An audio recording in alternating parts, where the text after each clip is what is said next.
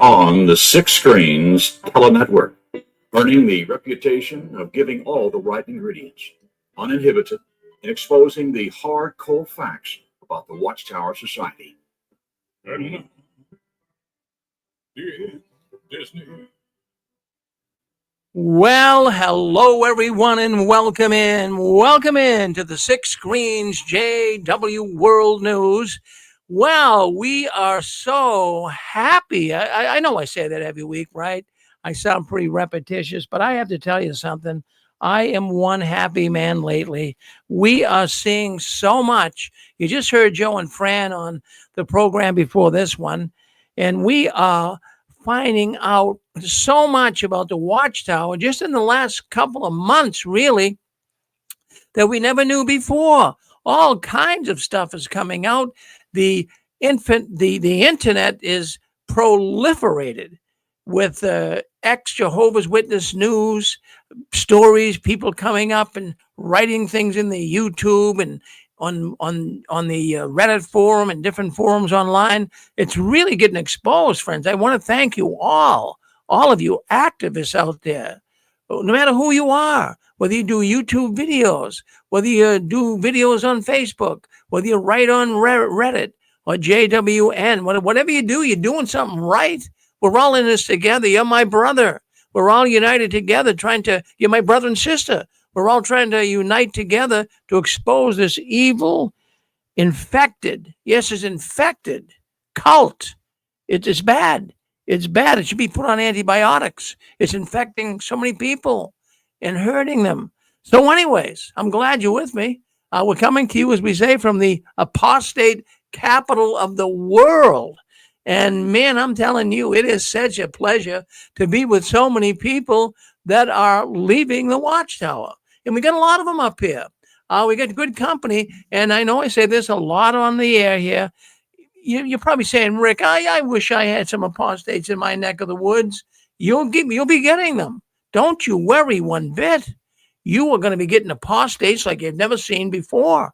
There's no question about it. And the reason why I say that, do you understand how many people are leaving the Watchtower right now? And I mean it. I'm not sitting here with rose-colored glasses on. I'm telling you, the numbers are just exploding. It's unreal what the witnesses are telling people, too. They're telling people in the Kingdom Hall they're growing. They're actually saying to people in the Kingdom Hall, our numbers are growing and everything is great all over the world. It's not. It's really not. They are lying like crazy. So I wanted to bring that up. And I think we do have, the King of Dots. Did you want to say something, King of Dots, before we get into the news tonight? Yeah, I just talk forever, so I have to be careful, But I'm going to tell you the story, and I want somebody to tell me what the hell's going on. Now, recently, a family I was associated with in the church, family of 8 kids came in 1975, all 75ers. One of them never became baptized. Apparently the elders forgot to do his baptismal meeting. So he was disabled. We found out, me and his brother, who's a faded witness, is that what they're called? Anyway, Dennis Doyle, and he wouldn't mind me mentioning his name. His 2 brothers were killed in a high-speed traffic accident. His mother died from suicide. All victims of Watchtower. He smoked cigarettes. The elders came to visit him over in Cedarville Road in Newtonsville, Ohio, last year, and he had a pack of Marlboros in his pocket. And it's like the first time he's ever been visited in like 20 years. Oh, everybody knew where he lived. I knew where he lived, And he said the elder said, "That cigarettes in your pocket?" And he said, "Yeah." He said, "Well, give us one." And they started smoking with him. That's a true story. Okay. I'm trying to figure this out. And they said, "No, we don't kick anybody out for smoking anymore. It's not that big a deal." I'm trying to figure this story out. Now, my friend Steve told me it again today, and I'd forgotten about it. Like it wasn't a big deal. There's so much crap going on in Watchtower. What is a big deal anymore with Watchtower? So is Watchtower changing its stance on cigarettes? Is anybody aware on that? Are they making it a misdemeanor now? You only get a slight fine? I need to know what's going on here, man. Well, like I may smoke a cigarette twice a year, but I'm really seriously wanting to know what is going on. well, the King of Dots, I'll come in. I'll try to. I haven't got any word of that, but there's sometimes it's like false. Anybody. Has anyone heard that smoking is now allowed in the Watchtower organization? If you have, Or not a big punishable offense. I can see your point. I can see that they would do that. Two elders smoked cigarettes with him at his house, okay? Well, They said, give us one. They smoked cigarettes with him at his house. They said, it's no big deal. You come to Kingdom Hall, no one's going to harass you about smoking cigarettes. So can you tell us what? That is a true story. Can you tell us? All right, hold on, King. King. Hold on, King of Dots. What state was it in? Was it in Ohio? This is in Ohio, Claremont County, Ohio, southwestern Ohio. Yeah. All right. The reason why I say that, what the Watchtower does, King of Dots, and you know it. You didn't fall off a turnip truck last night. Yeah, you're pretty much up to date on this stuff. But what the Watchtower does is they send off trial balloons. You know, maybe they're considering it. And so they pick certain key congregations and they probably say, okay, go ahead, see what happens if we allow people to smoke. So the elders probably were privy to this. So they started smoking and seeing how the congregation reacts. Now, if the congregation reacts favorably and nobody gets bent out of shape, then they'll say, okay, let's try it now for the whole state of Ohio. So there. Hold on. Yeah. Stretched out or whatever the fuck. Yeah. So that's what Okay, well, I just thought I'd bring it out for discussion. It's very disturbing to me. And it's like The conference has been locked. constantly manipulating people. Is that what they're all about now? Just constant manipulation. Oh, it's a constant manipulation. In other words, that's how they thrive, King of Dots. They have to manipulate you. If they weren't manipulating you, they wouldn't be able to be an organization. They've been doing this for over 100 years. But religion is a snare and a trap. Oh, of course it is. What a great advertising campaign. Wasn't that? Boy, did they hit on it. And they were the snare and the trap all along.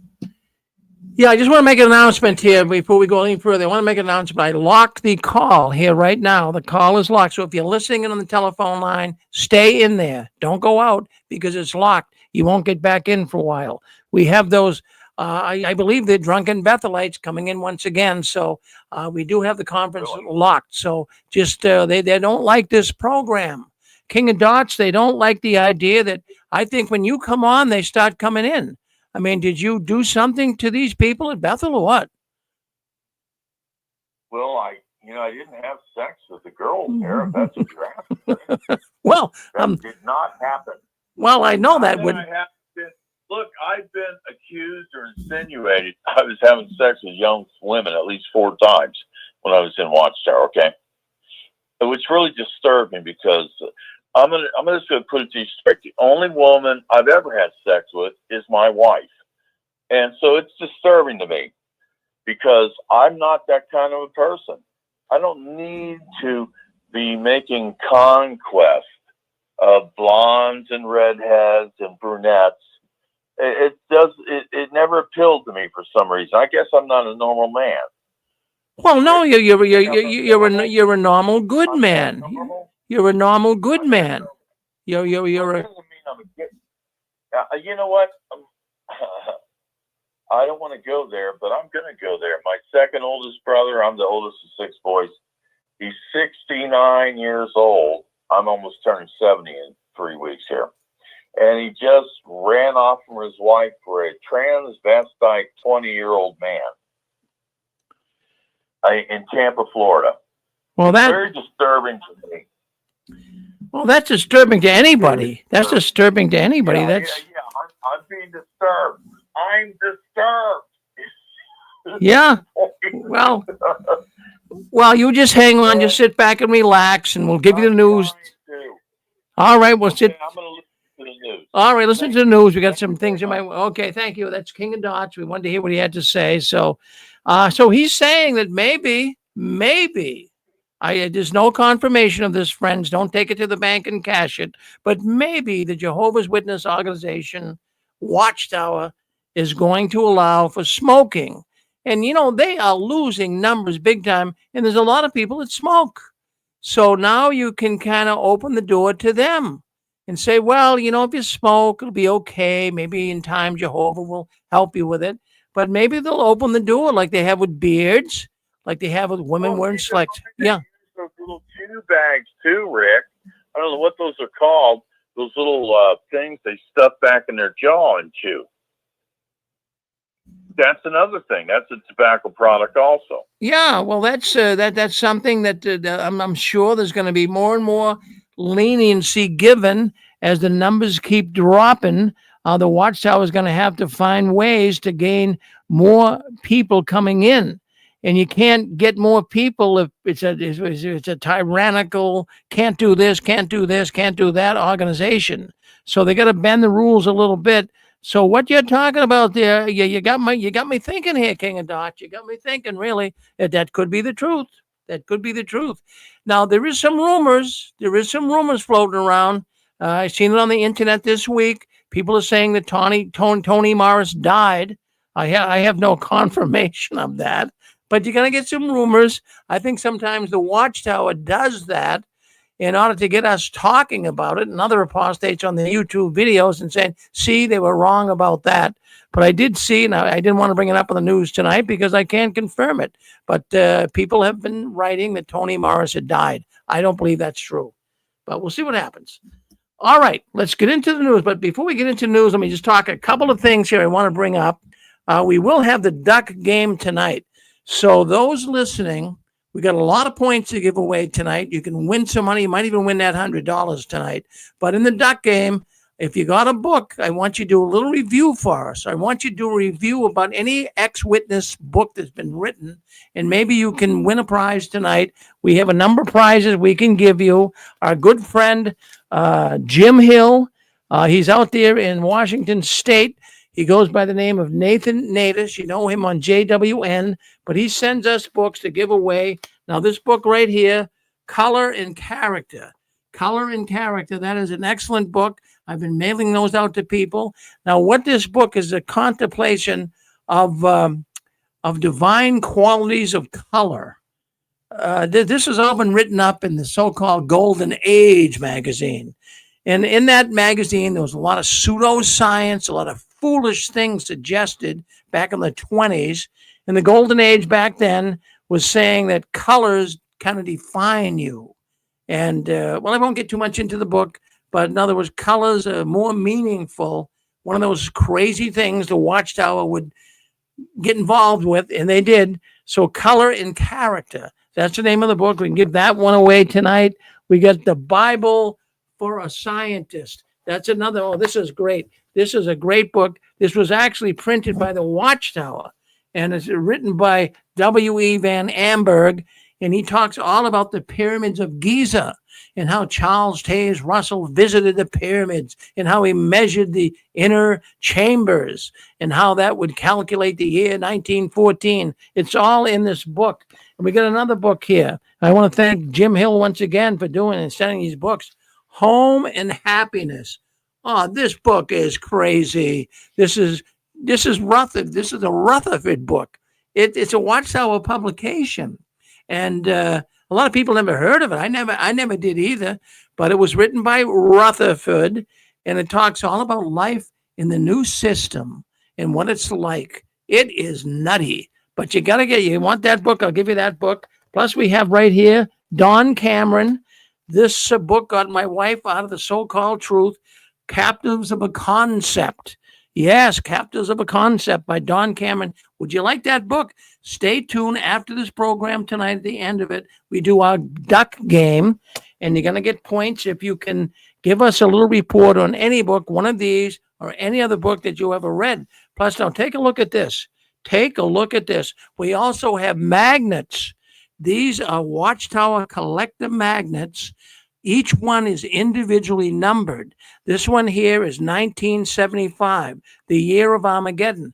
You can hang this on your refrigerator, but even more than that, I project that this magnet, these numbered magnets, and I only made so many of them, like this one here, the 1975 magnet, I'm holding number 1 right here.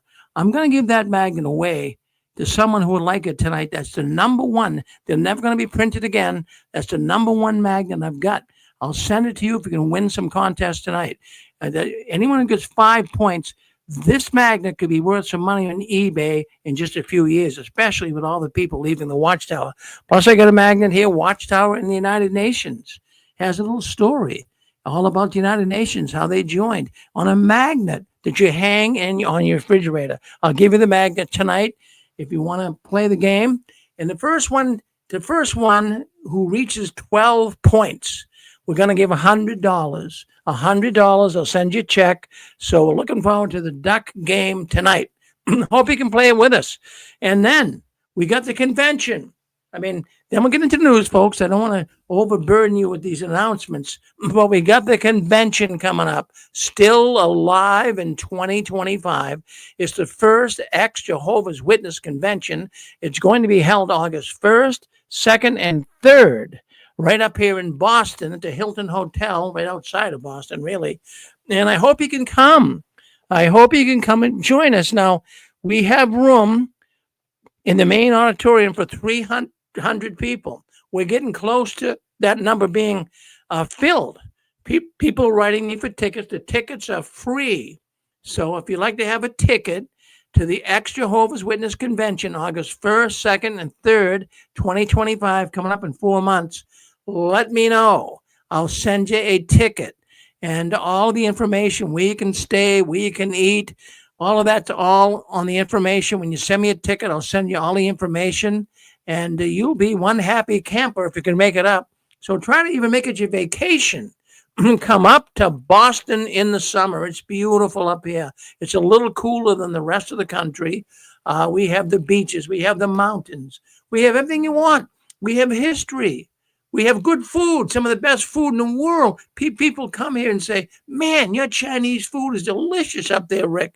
And the Italian restaurants, you will be in food heaven up here. So why don't you try to make it up to the Six Screens Convention? That's coming up in August. Try to do that and write me at jwworldnews@gmail.com if you want a ticket.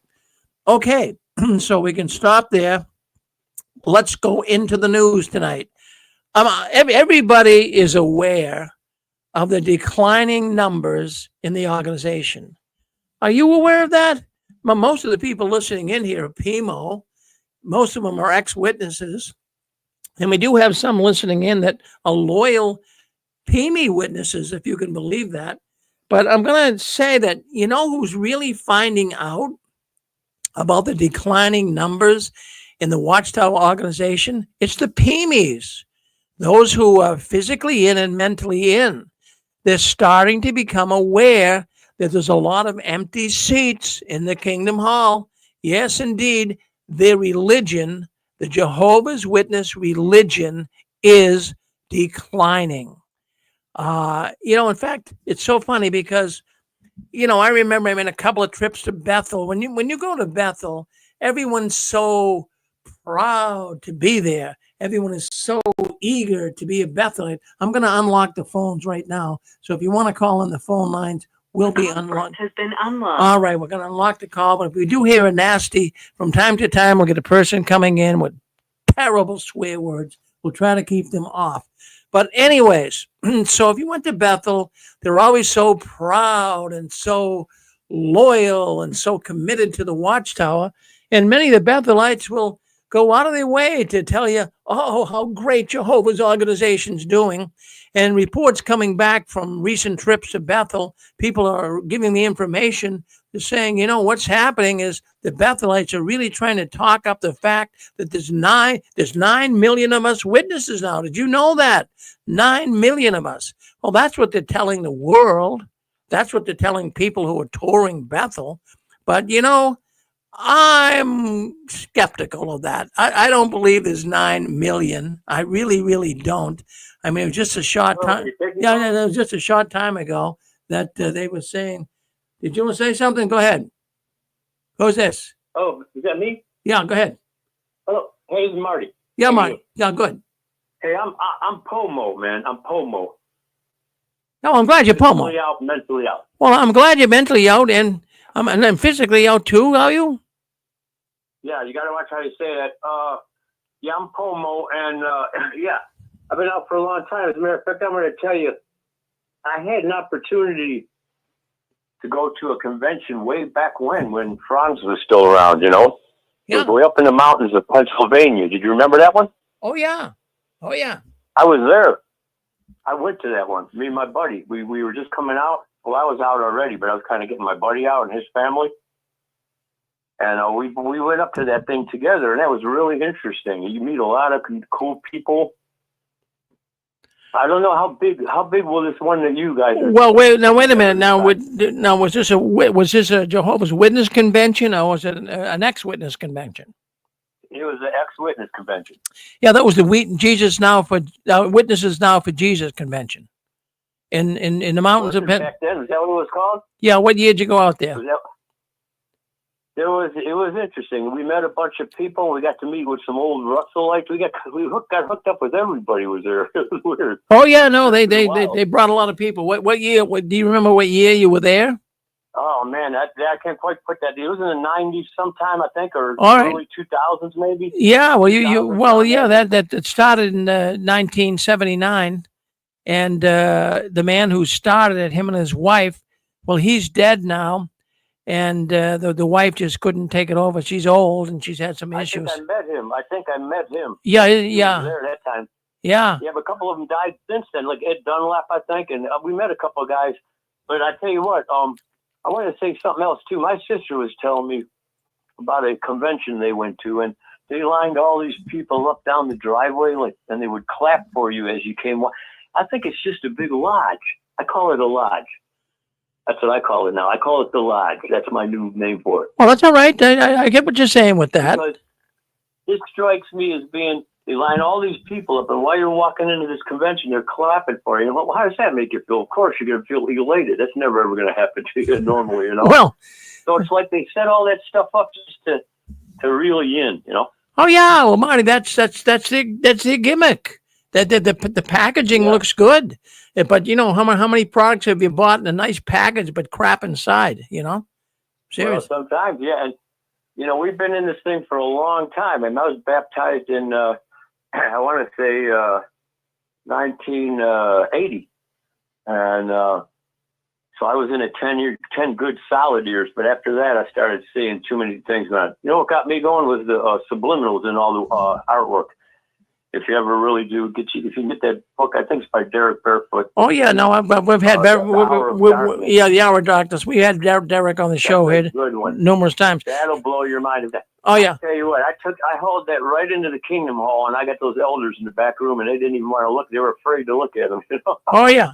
Well, Marty, here's the thing. Why don't you? You know, I like to have your whole story. We don't have time to do it now because I'm doing the news. But why don't you call in on a Sunday? Call it on. Okay, I'll do that. I think, yeah. Yeah, well, sorry about that. Yeah, well, I'll call you back. Yeah, call back on a Sunday. Say 2:00 on a Sunday, not tomorrow, but every other Sunday we do a program. We'd like to hear from you more. Sorry to disturb the news. Okay. All right. Thank you, Marty, for coming in. Brother. Bye-bye. All right, so we were talking about you go to Bethel and they're going to tell you how wonderful, how great the organization is. We're growing in numbers. Oh, we got 9 million people now. That's what they're telling all the visitors to Bethel. But really, do they have 9 million? I mean, they just had 8 million a while ago, and all of a sudden it's like jumping to the moon here. I don't believe the numbers. And I have to mention this tonight. The decline in the Jehovah's Witness religion is being seen all around the world. Where right now in, for example, England, there's monumental issues with people leaving the Watchtower. And then get this, even in the Congo of Africa, and the witnesses always said, oh, we're getting a foothold in Africa. We need money for the congregations. The Congo, African countries are now saying enough is enough. And friends, I have to tell you something. If the Watchtower loses the West, That's where we are, right? We're in the Western Hemisphere. If the Watchtower loses the West, they lose the religion. And they're losing the West. Many, many people right now are packing their bags. They're finding their exit at the Kingdom Hall. So all of these areas, that they're not seeing high growth. And the Watchtower realizes that. And do you know what's killing them? I mean, it's a no-brainer. Do you know what's killing the Watchtower right now? It's the internet. The internet is killing this religion. It is the great equalizer. And you all know that. I mean, I don't have to tell you that. And what's really of interest here is, well, what's happening is Bible studies. You know, when we were witnesses, they always wanted us to go out and get a Bible study, right? Go get a Bible study, Brother Farron. I had 5 Bible studies once as one of Jehovah's Witnesses, and you had them too. But you know what's going on? This man gave me information today that really rocked my boat. So anyways, an elder, he's still kind of like in, he's physically out, but he's in. He's a PMO. And so this man was invited to go on a Bible study with one of the elders. So he said, yeah, I'll go on the Bible study with you. So he went to the Bible study with the elder, and the elder started getting into some of the doctrines of the Watchtower. And he told the Bible study how a lot of people today, they're turning away from Jehovah. They're becoming like apostates. He's telling the Bible study this. And then what happened is the Bible study had enough courage. He says, well, I Googled Jehovah's Witness religion online, and he says, I couldn't believe what came up. Now, of course, the elder, see, this is what Bible studies are doing. They're Googling Jehovah's Witness in. Would you study? Look at, people are not dumbbells. People are smart. If someone knocked on your door and offered you a free Bible study, first of all, you say, well, what religion are you, sir or ma'am? Oh, I'm with Jehovah's Witness, Watchtower. So wouldn't you Google them in? I think it's a pretty normal thing to do. If you're going to make a life commitment to something like religion, I mean, for crying out loud, people Google in. I see people doing them at the supermarket. They Google in cereal. What's Google say about Cheerios? I mean, if people would Google that in, well, what would they think about changing their religion? So it's popping up all over the place. So this Bible study told the elder, and the PMO that was with him, he was like, you know, he could hardly stop himself from laughing. The elder was flabbergasted. And the PMO is like, oh, geez, you know, this guy's finding out about us. And so anyways, the young man who was studying said, you know, that's it. I can't go on. I see you guys have into a lot of problems here. I mean, that's just one little case. This is going to be happening all over the place. Think about it. Really, people are finding out what the Watchtower is hiding behind. Well, what about the governing body? What about the governing body? I mean, they're very desperate right now.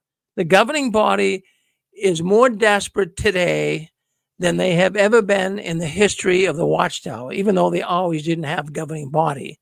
But let's just go with officials. Officials of the Watchtower are more concerned, more desperate than ever before about what's going on in their religion. They're struggling to keep it in existence. It's been pretty much the same for 100 years, but something has disrupted the Watchtower organization. They're seeing the impact of people leaving. They're trying to do everything they can to keep people coming in. Now, we just heard from King of Dots, and now don't take this to the bank and cash it, because I don't know for sure, but King of Dots came on earlier, and he said that he heard that they're going to allow for smoking. Now, I haven't heard that, but I believe King of Dots could be right, because they try trial balloons. They might try a little area, see how it goes over. But right now, the Watchtower organization is doing everything they can. They got to bring people in. So doesn't it stand to reason that they would say, okay, for all you people that smoke, we're going to now allow you to come back in. And if you're smoking, you can still join us. So I'm thinking that could very well be the case because they're doing everything they can to get people to come into the organization. Well, what you say? Well, what have they done, Rick? Well, what have they done here in the last couple of years? Well, I do the news here, and I'm telling you right now. I'm going to tell you right now. Well, we know they canceled the reporting of field service hours. Yeah, they do. It's now a checkbox ministry. You don't have to really fill out your time report slips. Remember, you had to do that before? Every month, the service overseer would call you. Brother Farron, how many hours did you get in this month? And you don't have to do that anymore. All you have to do, they give you a little form, and they just simply ask, did you participate in the ministry? And there's no time involvement here. You don't have to say 10 minutes, 20 minutes, 5 hours, and they'll count you as a publisher. And so you check the box and, yeah, I participated in the ministry. I mean, all you had to do was just leave a Watchtower and a laundromat somewhere, and you're in the field service. And also what they're doing is they're really seeing problems with people not wanting to go to the meetings in person. They want to stay on Zoom. And even assemblies and conventions, they're having a hard time getting people to go there. They don't do all of the conventions and assemblies online, but people are so used to just doing Zoom on, for the meetings that they don't even bother going to the assemblies. And the circuit overseers all over the country, all over the world, they're strongly telling people, emphatically telling people they need to start a Bible study. In fact, this is something that really is being really pushed upon the witnesses right now, telling people to start Bible studies. Really, a lot of the witnesses aren't even prepared to start a Bible study. They know diddly squat about the organization. They can't defend themselves. The Watchtower doesn't train them like it trained you and I, right? If you were one of Jehovah's Witnesses back in the 60s, 70s, 80s, 90s, you were a well-trained witness. You knew what to say. You knew how to handle yourself going door to door. Someone got into a conversation with you about blood or Christmas, you could handle yourself. Many of the brothers and sisters actually took the reasoning book and, they had it bound right in with their Bible. So they were ready. They were trained. Well, not anymore. Not anymore. The witnesses aren't trained. They can't fight themselves out of a paper bag. As a matter of fact, if you ask them a scriptural question, they just try to get you to go to jw.org. But they can't answer questions. And also, man, I'm just talking about why the governing body is desperate.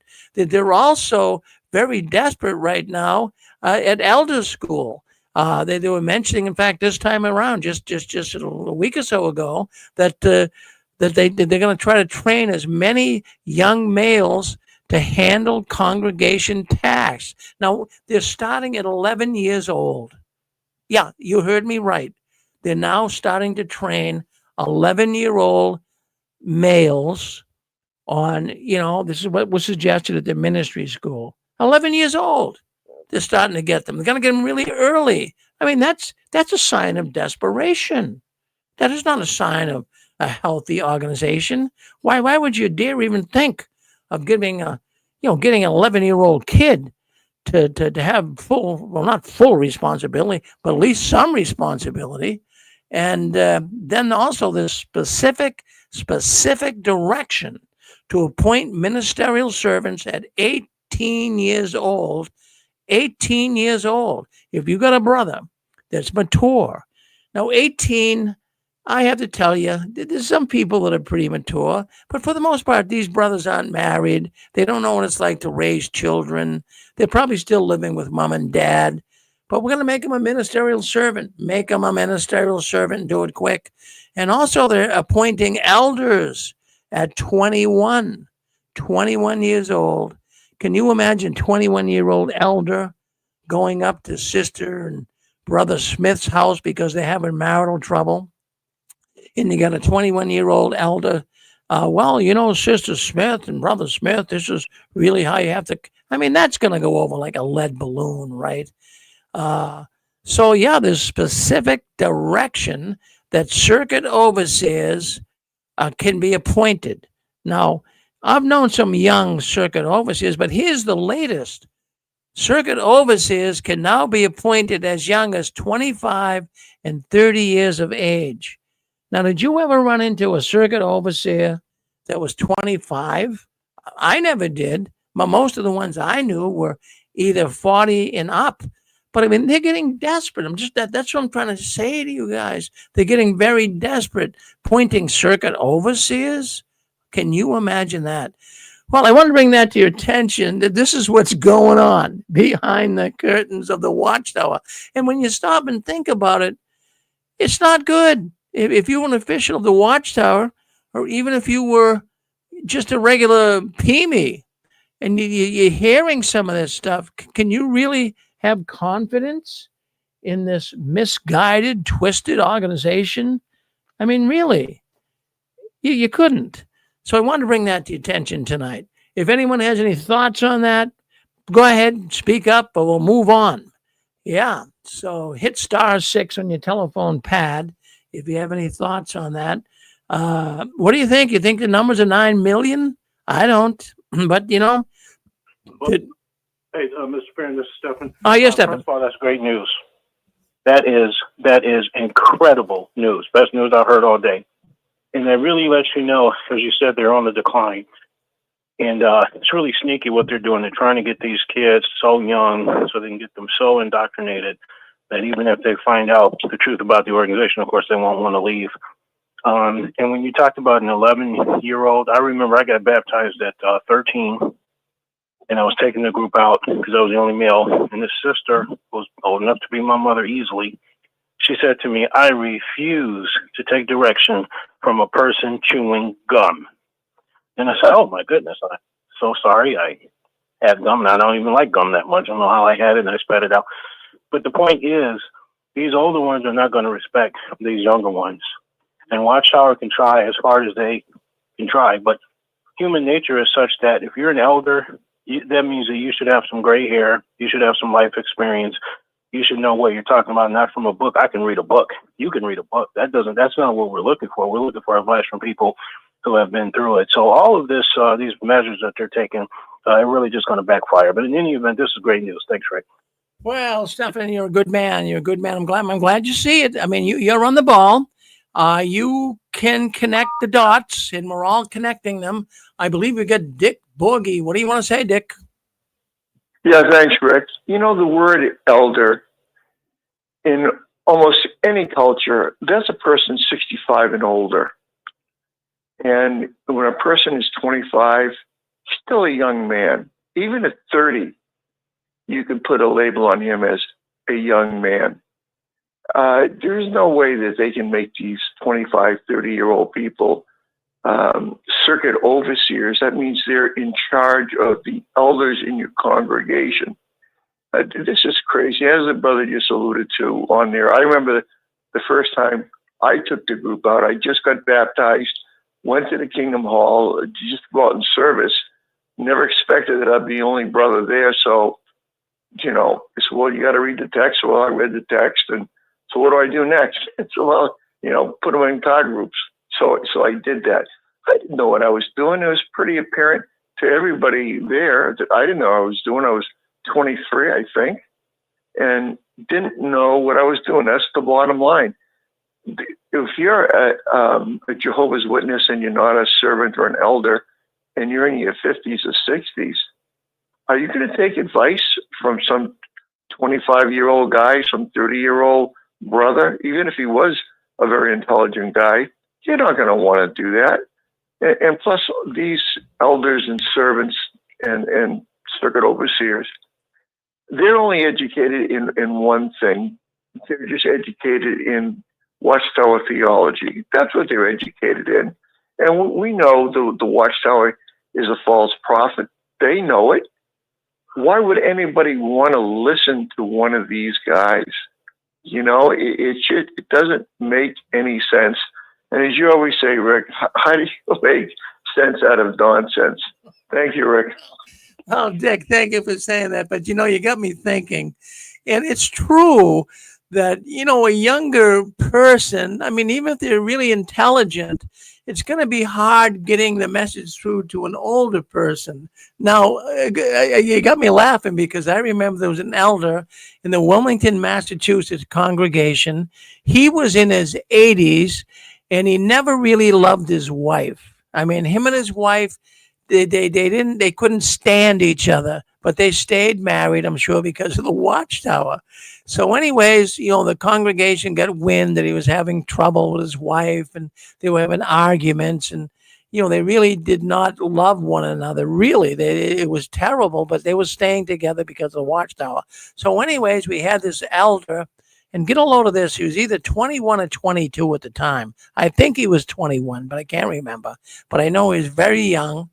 So they sent him, the 21-year-old elder, up to the 80. At the time, I believe the man was 82 years old, and they sent him up to his house to talk about, you know, marriage and how you really should handle things in the marriage. So, you know, in fact, I talked to the man because he even worked for me for a while, and I talked to him. He says, you know, they sent a 21-year-old elder up to our house to straighten our marriage out. He says, what a bunch of baloney. And I'm thinking, it would be.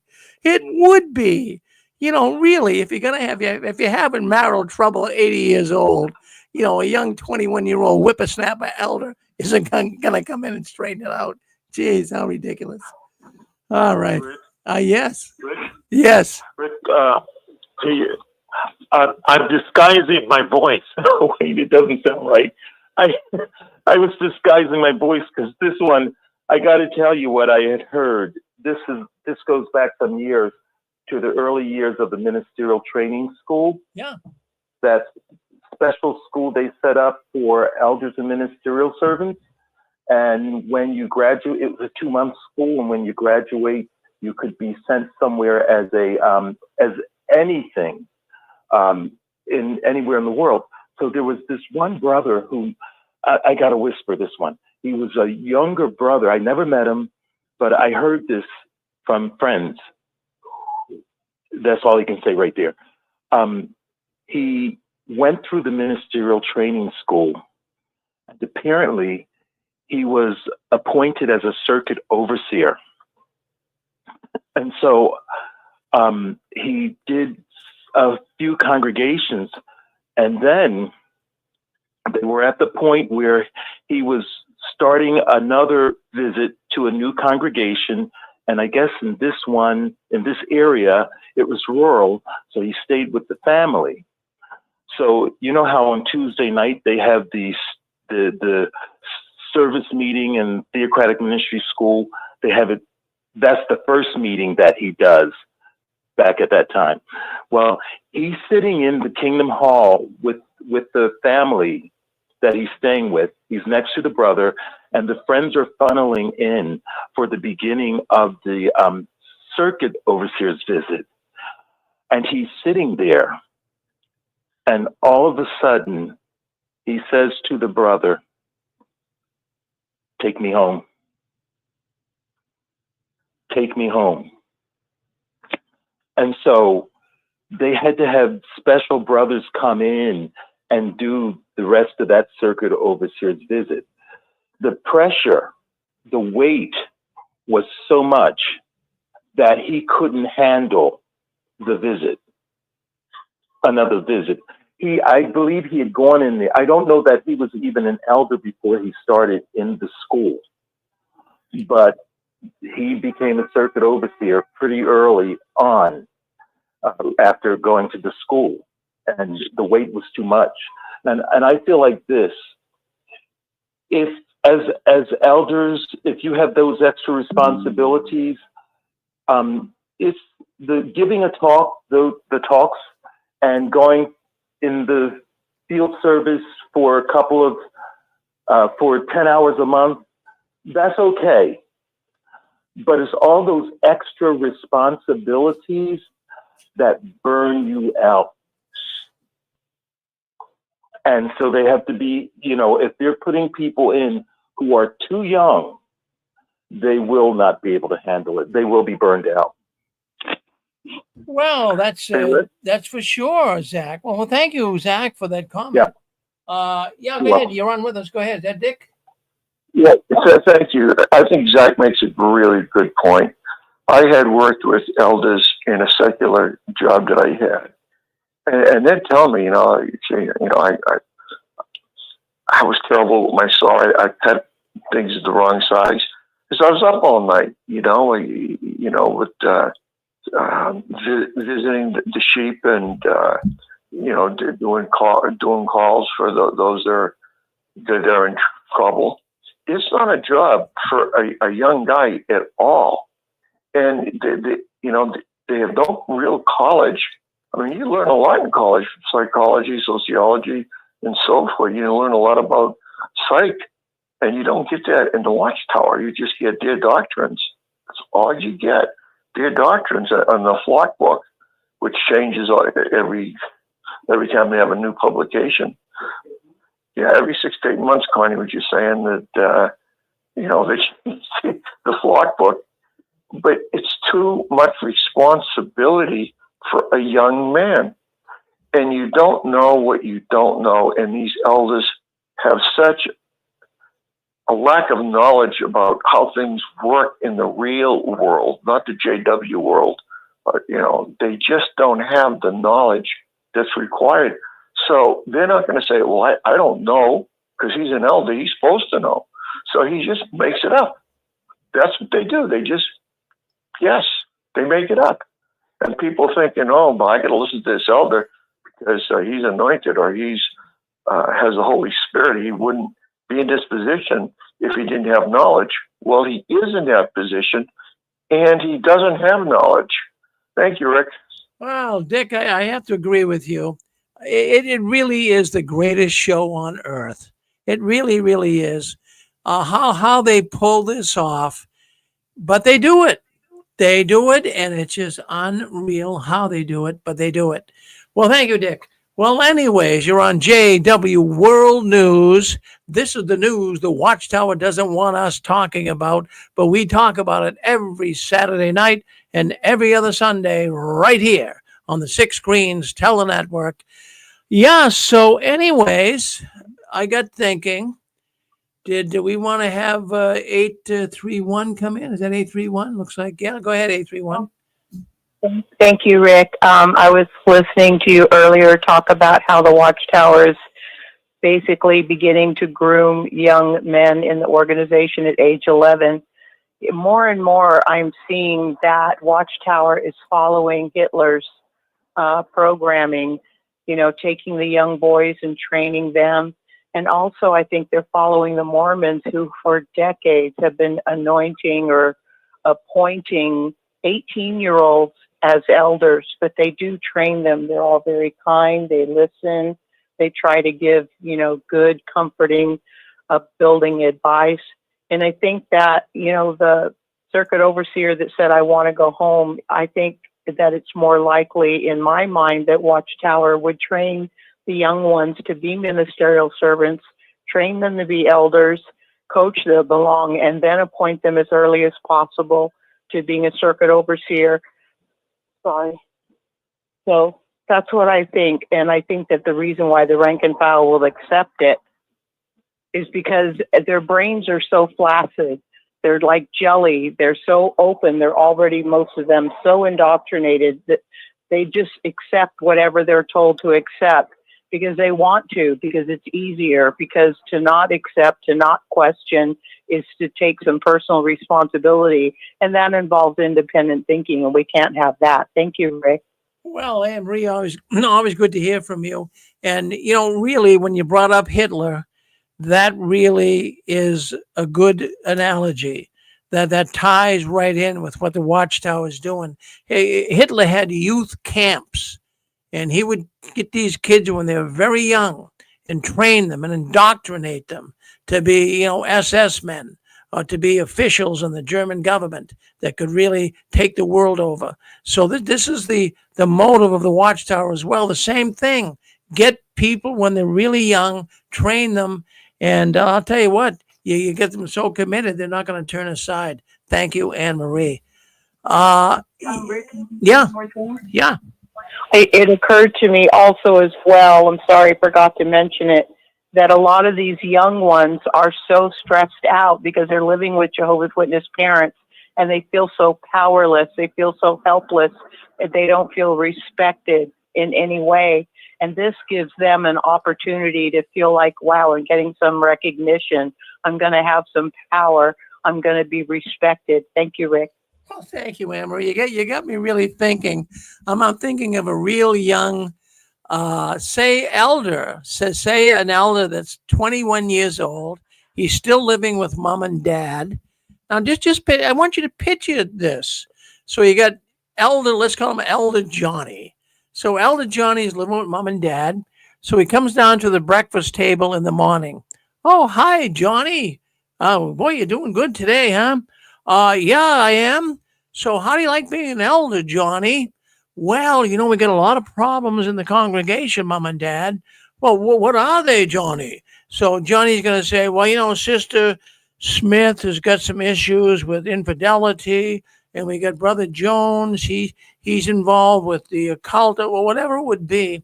Little Johnny's he's gonna be looking for advice from mom and dad. So mom and dad are gonna know all the secrets in the congregation. This is a real bad situation. The Watchtower is going down. They're going down the wrong road with this. Little Johnny's going to spill the beans. Everybody in the congregation is going to know what's going on. Little Johnny needs guidance. He needs mom and dad. He's going to spill the beans to them, and mom and dad will talk. Mike in yes, go ahead. I'm sorry, that is such a good point, such a great point, Rick. But also, along with the Hitler regime, children were indoctrinated to spy upon their parents and grandparents, brothers and sisters. And so, on the other hand, they could be very likely, the parents and so on, could be very likely apprehensive to be careful what they say around their brother, their son, who's been anointed or appointed as an elder or ministerial servant, to be careful what they say, lest they be reported by their own son. Thank you, Rick. Hello? It's going to be a real mess. Now, Mike, I'm going to bring you on, Mike, but Mike, please be nice. Please be nice. Go ahead, Mike. Oh no, I'm just gonna say something real fast. I heard what you guys said. I mean, I know I've heard you say this before, but I just had to call it. I got to defend the Fuhrer. Hitler said, "I will exterminate the Bible students or Jehovah's Witnesses in Germany." So I don't understand why you want to attack them. He wanted to exterminate the Jehovah's Witnesses. He was a great politician. We know this, Mike. Mike, we know our history of the people here. We're just talking about personality types within past regimes. Well, no, I understand that. Have to have, but he wanted to kill. He wanted to destroy. Okay, let's move on. Let's move on. My comment was going to be about the LDS Church. The Latter-day Saints do get the young men at about 11. I don't know what they call their emblems, but they use them at about 11 to pass their emblems weekly. And the difference there is that they have college-educated older men that have been to college that know how to manage, and they know family dynamics for counseling. And these young men are expected at 18 to have a 2-year mission and then go on to college. So they're a different educated group, if I can say, and they've got their own problems too. But yeah, they start the young men at about 11. Well, yeah, go ahead, Stephen. Thank you, Pixie. Thank you. I just want to make I just want to make a point with Mike. No, Mike, I'm glad Pixie kind of clarified that. I'm not going to support Hitler for what he did. And even though he was working against the witnesses, fine and dandy. But I mean, I'm not going to support the man just because of that. That's not reason to do it. Go ahead, Stephen.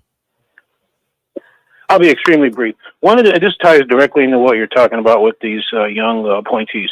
One of the things that I noticed as I was working my way up in the organization, but ultimately I left, I couldn't understand why they would rather appoint 20-year-olds as ministerial servants and then maybe 40-year-olds as elders.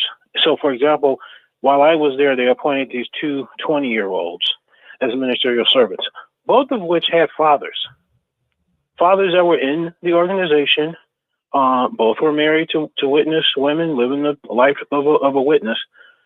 And they were more interested in getting the younger ones. And I even said to the Kobe or the PO, whatever it is, why are we not going after these brothers? We have so many brothers, 40 years old, 50 years old, 60 years old, just sitting.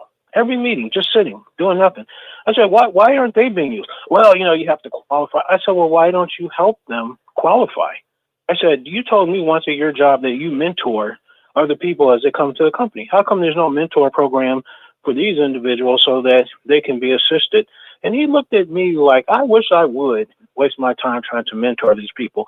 There's something diabolical about this thing of trying to appoint 20 years old. Here you got a 50-year-old father, all that life experience. Nope, we don't want that one. We want a 20-year-old wet behind the ears, as you said, Mr. Farron, living at home, probably didn't even have a full-time job, certainly is not married and has no children. What in the world can they tell anybody about anything? It's just very bizarre that you would even go after that young people and ignore the older people with some life experience and leave them just sitting there doing absolutely nothing. Thanks. Stefan, there's a little booklet. There's a little booklet by Eric Hoffer called The True Believer. And I don't know if it's still in print, but that explains it all. Rick, The True Believer. Okay, I'll try to look that up. The True Believer by Eric Hoffer. It's probably online. It's only about 15 pages. Oh, okay. Thanks. I had a funny one this week, Rick. I started doing a little research. There's another survey, and this was not the Pew Religious Survey. This was some guy that had a tracker, and he asked everybody of all the religions, the Hindus, the Jewish people, the Methodists, the Episcopals, the Witnesses, the Latter-day Saints, all of them. He asked all of them how much did they do their house of worship? And the different ones said, well, every week or twice a week or whatever their custom was, they'd said, oh, yes, we follow that totally. Then he put them on these little trackers, and it turns out they were all lying, that none of them attended as much as they said they did. Jeez. That's nutty. Hello, Rick.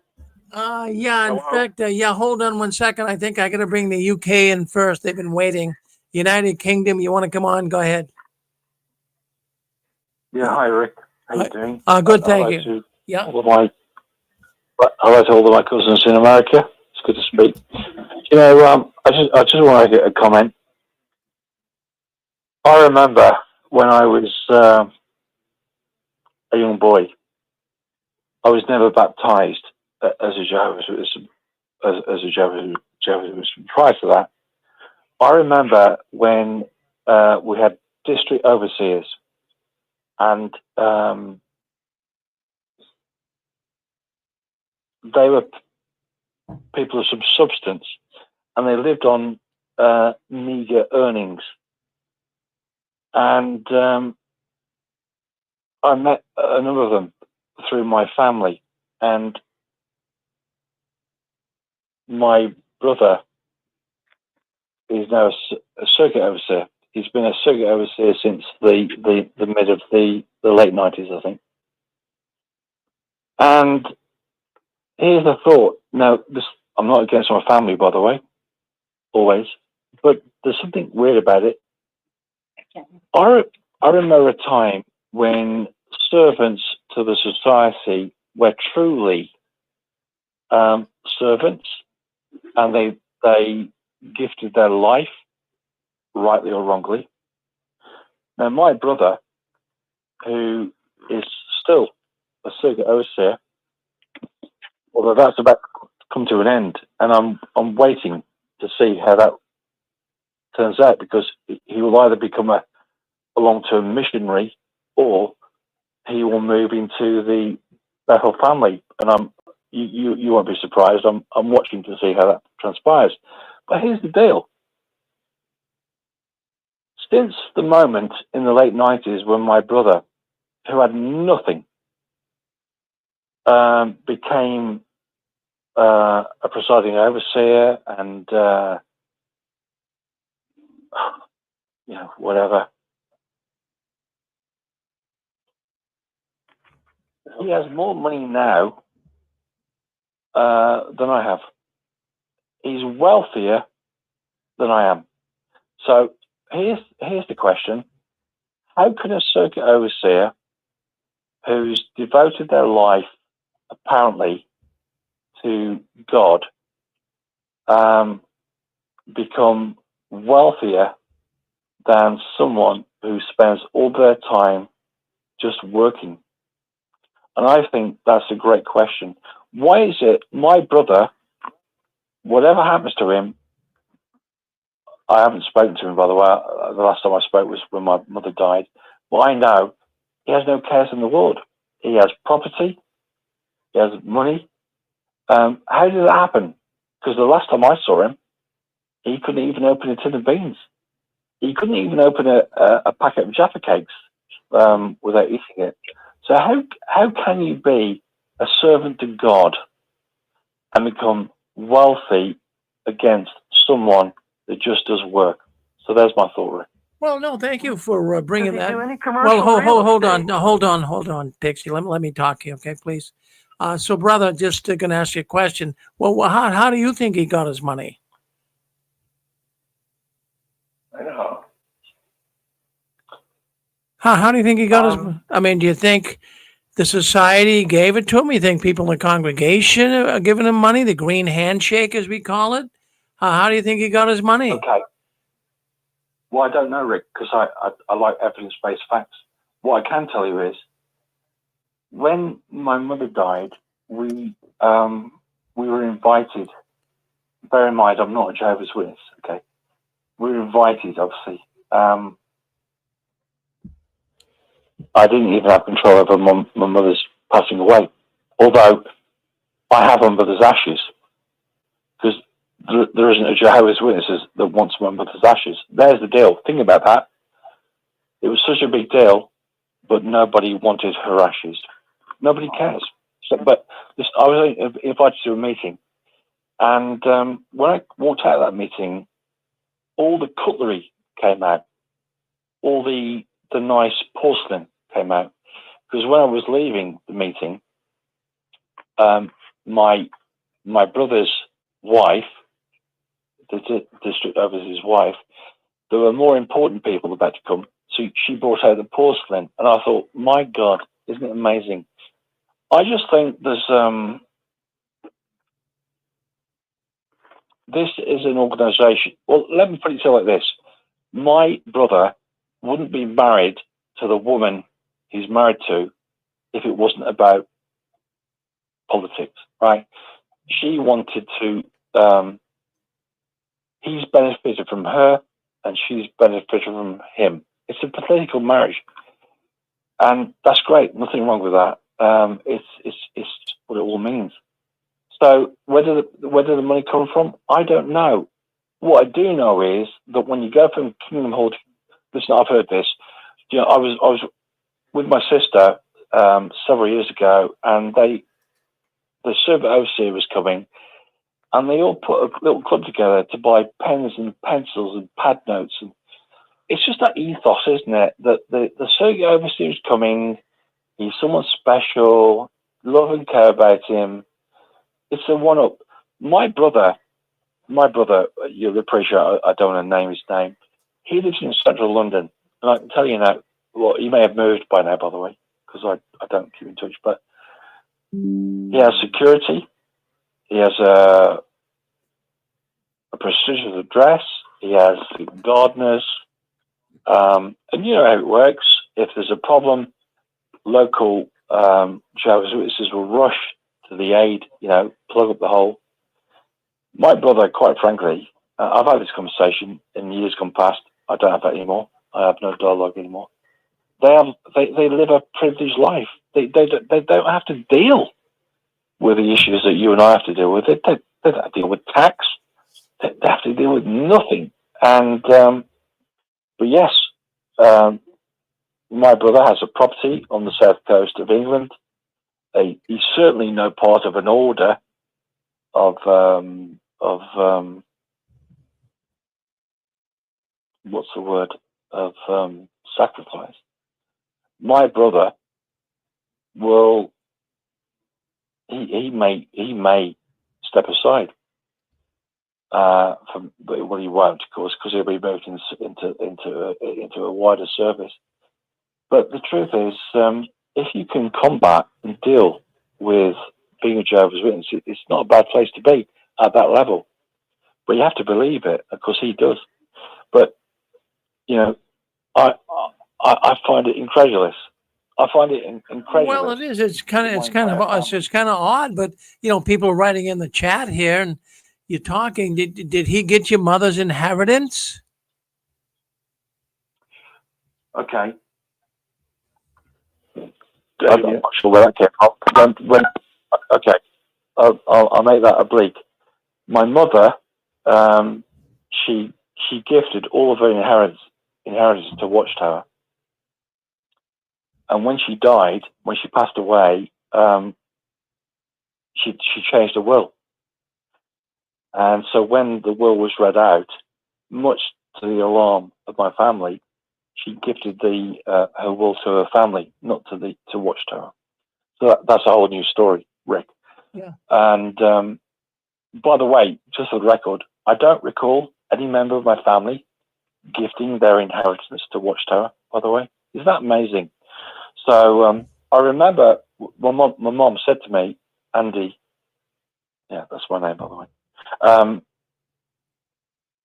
I've written a will. I'm going to leave my estate to Watchtower. And I said, well, yeah, that's up to you. But she changed her mind. And I recall before her will was read out, I remember some people saying what a wonderful woman she was before her will. And then her will was read out. I remember thinking, yeah, I think she did the right thing. She changed it and she reverted to giving her estate. And she left her estate across the family so that those who wanted to gift it to Watchtower could do so. And those who didn't want to gift it to Watchtower could say no. So my mom did the right thing, in my opinion. Although whatever my mom did would have been the right thing, of course. So yeah, but be in an illusion. Don't be shocked that I spent 2 years fighting in Watchtower over the rights to my own will. They decided that it's a long battle. Oh no! In fact, no. I've heard that. I've heard this before. I've heard this before. So they challenged you. Your mother left it to the family, but Watchtower was challenging you that you might receive some of the money. Okay, they didn't just challenge me. They attempted to undermine my life, basically. So this is an organisation.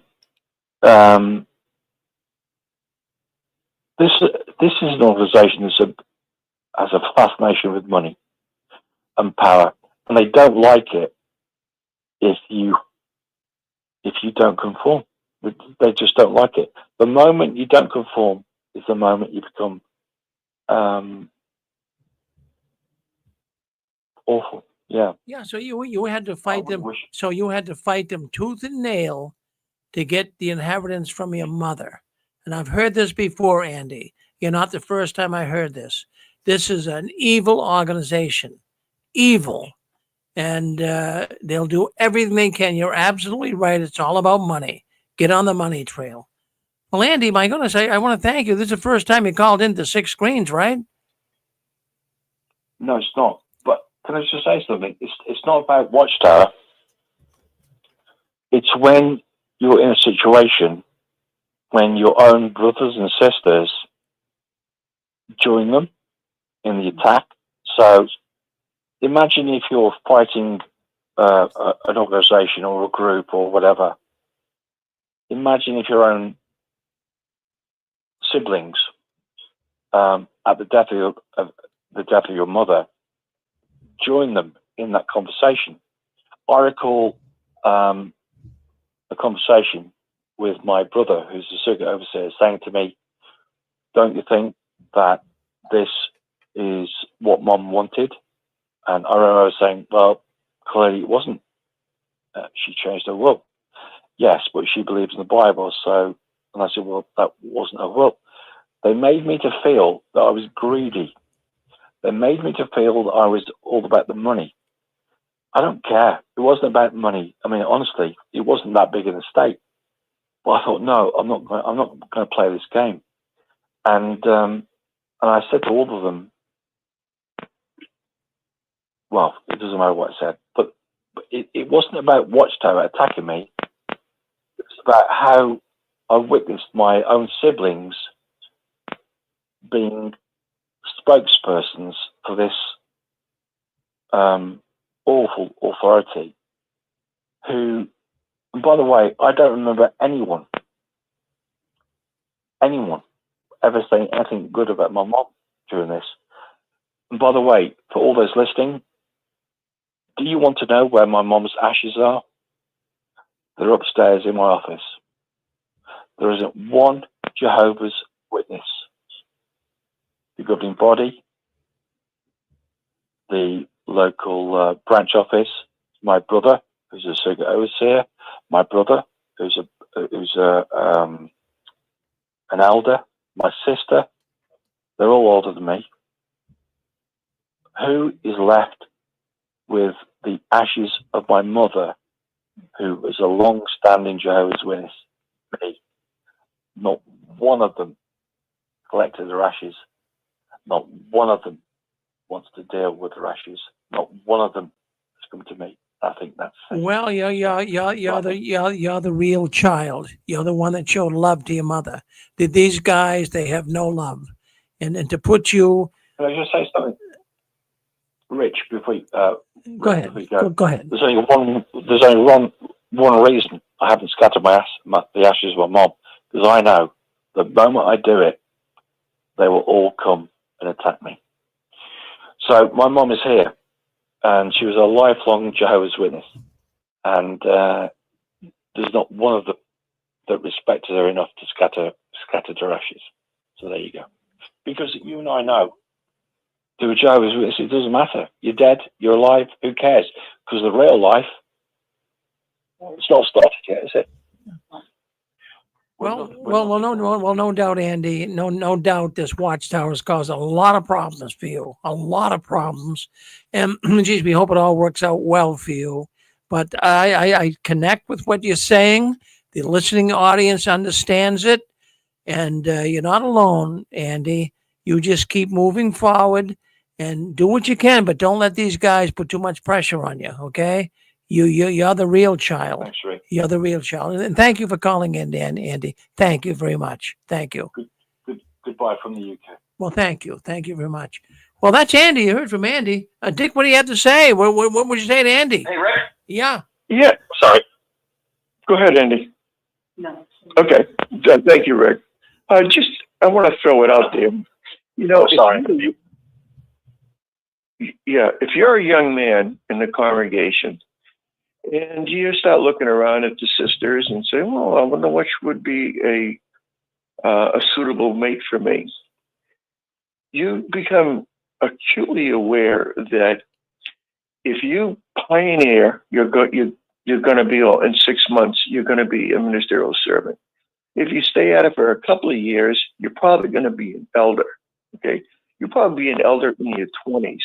And if you get to be a circuit overseer and visit all the congregations, you're going to visit and you're going to see all the sisters in every congregation and who's single and who isn't. So you've got a really good shot at getting a sister that you probably wouldn't have been able to get with your looks and your charisma or whatever, or your spirituality. You'll have a really good chance of getting a top-notch, sexy-looking sister if you play the game. And another thing with these sisters in the congregations, they will throw themselves at a circuit overseer, even if there's a 30 or 40-year difference. I have seen it. I have definitely seen it. The idea being that in a new system, 40 years is nothing, like 40 days. It's just nothing. And a brother that's 30 years older in a new system, with eternity, that's nothing. So these circuit overseers coming around, I've seen it. I've seen these. I said, oh, here's a circuit overseer. That must be his daughter. No, that's not his daughter. That's his wife. So, you know, I just want to throw that out there that a lot of these young brothers that are, as the expression goes, you know, they're seeking a higher office or they're taking the lead type of thing. A lot of times you're taking the lead for reasons that aren't spiritual. Thanks, Rick. Well, thank you, Dick. That's true what you're saying. That's very true. They get their pick, right? Who wouldn't? Well, what woman, what sister in a congregation who is out on the hunt, and you get a single guy coming around that's a circuit overseer who is Mr. Spirituality. I mean, man, this guy's ripe. He's a target. Let's go after him. Thank you, Dick. Hey, 606 was on. Let's go to 6. Hold on one second. Hold on one second. Well, let's hold on one second, Eric. We're going to bring you right on. I got to go to 606. He's been waiting for quite a while. 606, go ahead. You're on with us. Yeah, Rick, this is Kurt. Hello. Yeah. You were talking earlier about the appointment of elders and even ministerial servants at a young age. I just wanted to mention what you already know. Jesus, we have the Old Testament priesthood that began when they were 30. And of course, we have Jesus following that example, baptism and the beginning of his ministry at 30. So I've always wondered why the Watchtower or any group would baptize anyone before 30, and also in giving the men responsibility before the age 30. Anyway, thank you, Rick, for taking my call. Thank you. Well, good to hear from you, Kurt. Don't be a stranger now. We'll love to hear from you. Thank you, Kurt. Okay, let's go to Eric. Eric, you're on with us. Go ahead, Eric. 615, I believe it is. Go ahead, Eric. Hey, buddy. Sorry. I just wanted to, before Andy went away too far, I don't know if he's still listening. I feel you, brother. I'm in this situation right now with my wife, and I'm trying to figure out, like, all right, I hate my family. I absolutely, I know people say you're not supposed to hate. I absolutely hate them. They're absolute assholes. I'm so sick of them. But you know what? I'm trying to find out, despite all of my hatred, if my family wants the ashes. And I can't even get a hold of them to ask them because they all have me blocked. And even my sister-in-law, like, who's not a Jehovah's Witness, is put out to help me. And now I don't care, and I'm keeping the ashes, and I scattered a good portion of them, but I didn't realize when someone dies how much ashes you have left over. It's a lot. It's a lot of ashes. It's Andy. Can I reply to that? Yes, sir. I would love to hear from you. Yeah. I tell you what is the dichotomy is that I decided at 17 not to be a Jehovah's Witness, so I lost my entire family, and to a degree, that was everything, and even my mother and father. But my mother, she kept some semblance of a relationship. The last thing my mom said to me was, she loved me. That's the last thing I heard. And do you know, here's the twist. You'll, excuse me if my language is inappropriate, you're screwed by Jehovah's Witnesses, and you're screwed by non-Jehovah's Witnesses, because if I ever say to somebody that I have my mother's ashes upstairs, they think, wow, that's weird. It's weird. Nobody gets it. You're left in this limbo, and you're screwed if you do something, and you're screwed if you don't. And to me, that's what that emboldens what being a non-Jehovah's Witnesses means. You are screwed if you speak up. You're screwed if you speak down. You're screwed if you shoot up. Amen. You're screwed if you do nothing. And so my mum's ashes that was there, and I can tell you now, if I scattered my mum's ashes tomorrow, I guarantee my brothers, who are, they're not more powerful than me, but they're powerful in their position, they will swoop on me. And if I don't do anything, then I'm, for the people that aren't Jehovah's Witnesses, I'm negating my mum's. You can't do right or wrong, and I think that's something that ex-Jehovah's Witnesses we have to deal with. You're screwed. You know, the moment you become a client or linked into this organization, even if, like me, I was never baptized, I walked out during my baptism questioning, you're still screwed. It's an unhealthy environment, and it's uncomfortable.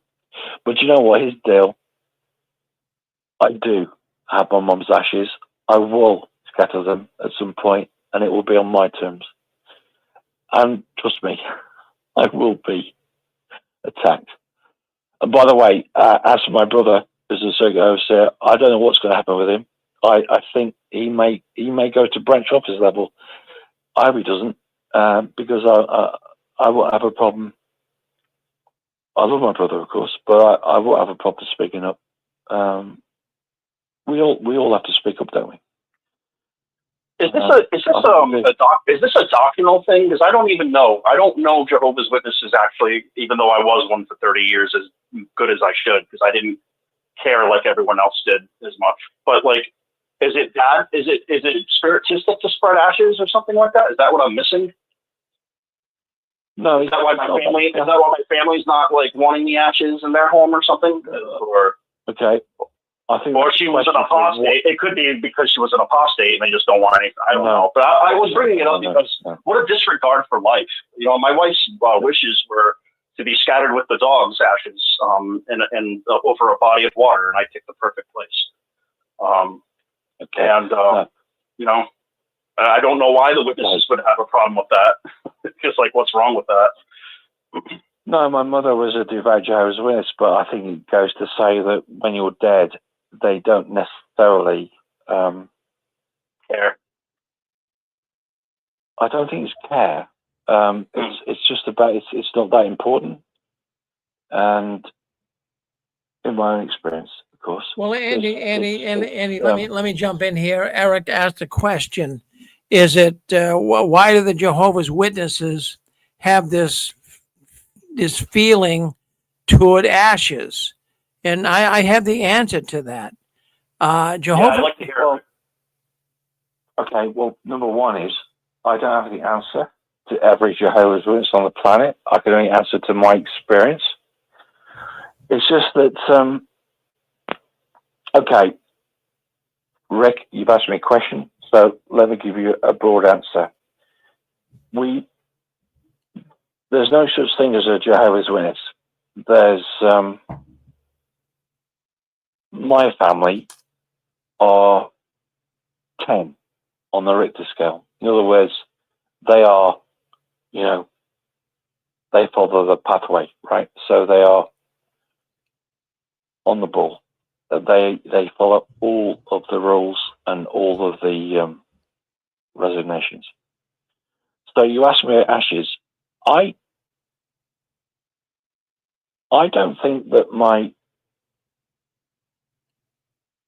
family, they're all Jehovah's Witnesses. I'm not suggesting I don't love my mom, who was a dedicated witness, by the way. It's just that when she's died, it's almost like his job done. Well, Andy, hold on one second here. Let's not get too deep into the weeds here. Let's hold on one second. Okay, I'm trying to explain to you, and I'm trying to explain to Eric. There is a certain doctrine or policy that the Watchtower has toward cremation. Your mother was cremated. She has ashes. She wasn't buried normally. The Watchtower has a problem with that. That's why you have the ashes. They're not going to take them. They're not. and that's the reason why you have them. I don't know. Wow, Rick, I had no idea. I really didn't. Yeah, well, I had no clue. Yeah. No wonder why they're avoiding me like the plague. I mean, I know I'm an apostate, but still. Well, no, I don't think my mom, we never. I don't even want them. Well, we never discussed this here in the six screens, but I'm telling you, okay, I'm telling you for the listening audience, the Watchtower has a problem with cremation. It has to do with the resurrection. Okay.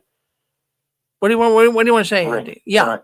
Andy, go ahead. What do you want to say? Let me explain this. I mean, what do you want to say, Andy? I don't know about. Well, I'm going to tell you. I'm going to tell you. If you just want to listen, I'll tell you. Well, yeah, but I'm aware that Jehovah's Witnesses, when someone passes away, because they believe that we are not living in the real world, the passing of someone is somewhat here today and gone tomorrow. So, and so the scattering of ashes is.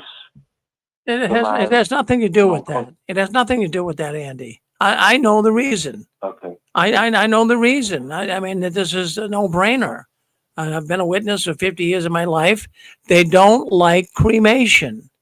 They talk about the resurrection. Well, no, it's not about cremation. They don't represent or respect death. Well, Andy, would you please listen to me, okay? I mean, you're really going all over the map here. I mean, just listen to what I'm saying. I'm trying to be very frank and very upfront with you. I'm telling you why your brothers and sisters do not want to take your mother's ashes. They look down upon cremation. They look down upon ashes. They look to the resurrection. And then the reason why I know this is my mother, who is dead, did never want to be cremated. Never, ever, ever.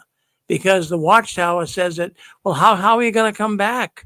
I mean, if you destroy your body, how are you going to come back? They believe that. I mean, do you understand the Watchtower doctrine, Andy?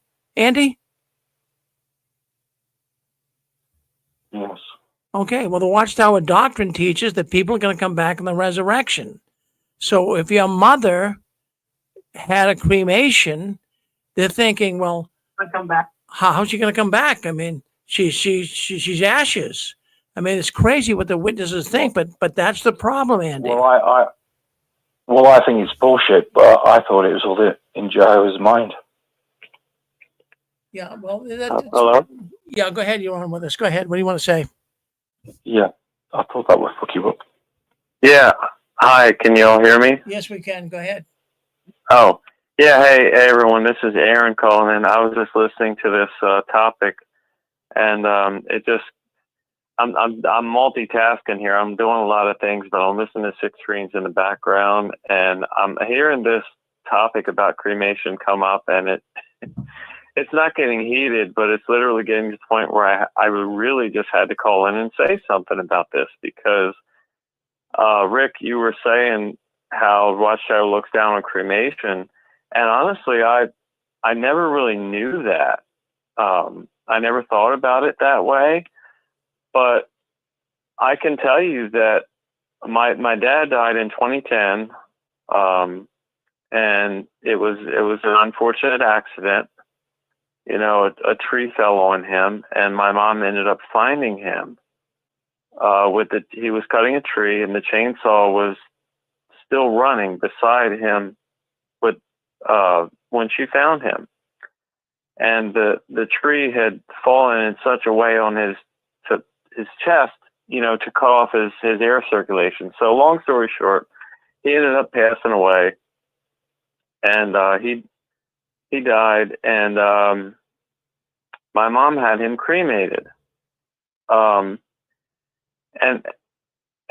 as far as I'm aware, now I haven't talked to my mom or really kept up with her in the last 5 years or so. But as far as I'm aware, when she lost the house in 2010 or so, she took my dad's ashes, he was in an urn that we went to the funeral home and everything, and I helped take care of all that. I even helped my mom financially for up front there when it all happened, and then she paid me back a little bit afterwards because she didn't want me to have to do that. And then she took my dad's urn with her when she lost the house because he didn't have life insurance to her new place. And as far as I'm aware, she still has the urn in her house of my dad's ashes. And now I've been in a couple different relationships. One with my ex-wife, who was also a JW. She kind of was uncomfortable with that whole thing with my mom keeping my dad's ashes around in the house with her. And I talked to my ex-girlfriend who, was not a witness. And I think she kind of felt the same way. And I'm kind of indifferent towards the whole thing. You know what I mean? But I feel like if she feels like she wants to have the urn with my dad's ashes around and that makes her feel good about the whole thing, then that's okay, I guess. But, it's just, I did find it a little bit strange that she likes to keep him around in that manner. So that's what I wanted to say. Well, Aaron, that's great that you come and speak up. But let me just for the record bring up something here that might be enlightening to the audience listening in. The Watchtower course, they suggest in the resurrection that you're going to pop up from the grave, and there you are. You're in the new system. Hi, Dad. Hi, Mom. I made it back. I mean, all the books they have, everything shows that the person comes back in the physical body. Here I am, Mom. Here I am, son. I made it back to paradise earth. But, I got thinking, even the Watchtower's position on this is not sensible, because I think of, first of all, 1 Corinthians, the 15th chapter, right? I don't want to get scriptural here with anybody, but I'm going to tell you what is said there and why the Watchtower should be following the instructions from the Bible, which they never do. But 1 Corinthians, the 15th, hold on one second. 1 Corinthians, the 15th chapter deals with the resurrection. That's the great resurrection chapter. And in that chapter, it does mention the Apostle Paul, who wrote the book. He talks about from dust you are, to dust you shall return. The Watchtower should have no hang up with cremation. Okay, so when you're cremated, hold on one second, please. Let me speak. All right. So what happens when you die and you're cremated? You go to dust earlier. Okay, you go to dust very early. But even if Watchtower says, well, it's not really good to be cremated because how are you going to come back in the resurrection? Well, the thing is, everyone eventually, if people died 200 years ago, 150 years ago, 100 years ago, right now they're probably dust to begin with. So cremation just makes it faster. So it's a loose argument, but that's the Watchtower's position on it. Go ahead, sir. What would you like to say? Can I speak? Yeah, go ahead. I think you just made my point. I'm not talking about your spiritual values. I'm talking about Watchtower. Watchtower doesn't care if you're cremated or buried. They don't give an F-U-C-K regardless. That's the point. The fact my mother was cremated has nothing to do with it. It's their values upon death. They don't value death because this isn't the real life. It's not about a spiritual argument. It's about Watchtower's value on people's death. And that's the bit you've missed. Well, Andy, I'll buy that. I'm not going to run away from what you just said. I'll hit that direct on you. You're right. They don't respect it at all. In other words, okay. Actually, I have to agree a lot with Andy too. I don't think they have a respect for death. It's almost like Rick. Hold on, just let me finish my thought. I'm going to lose my thought if you keep interrupting me. My mother-in-law and my father-in-law, I'm pretty sure that and my parents, I'm not positive, and I'm only speculating, but I'm pretty sure that they were relieved when Desiree and I died. If I died before my parents, and hey, now they have the chance of the resurrection hope. Even though that's not what they believe anymore, that's still engraved in them. It is. They don't, and I have to agree with Andy that they don't respect life. They don't, because they're looking forward to the new world, So who cares about this life? Who cares I lost my daughter? Who cares I lost my son? The new world is all that matters. And I think they're completely disconnected with death. And it's sad. They call themselves true Christians. Hold on, what did Jesus do when he lost his best friend Lazarus, knowing that he could resurrect him immediately? He cried and wept like a baby because that's who he was.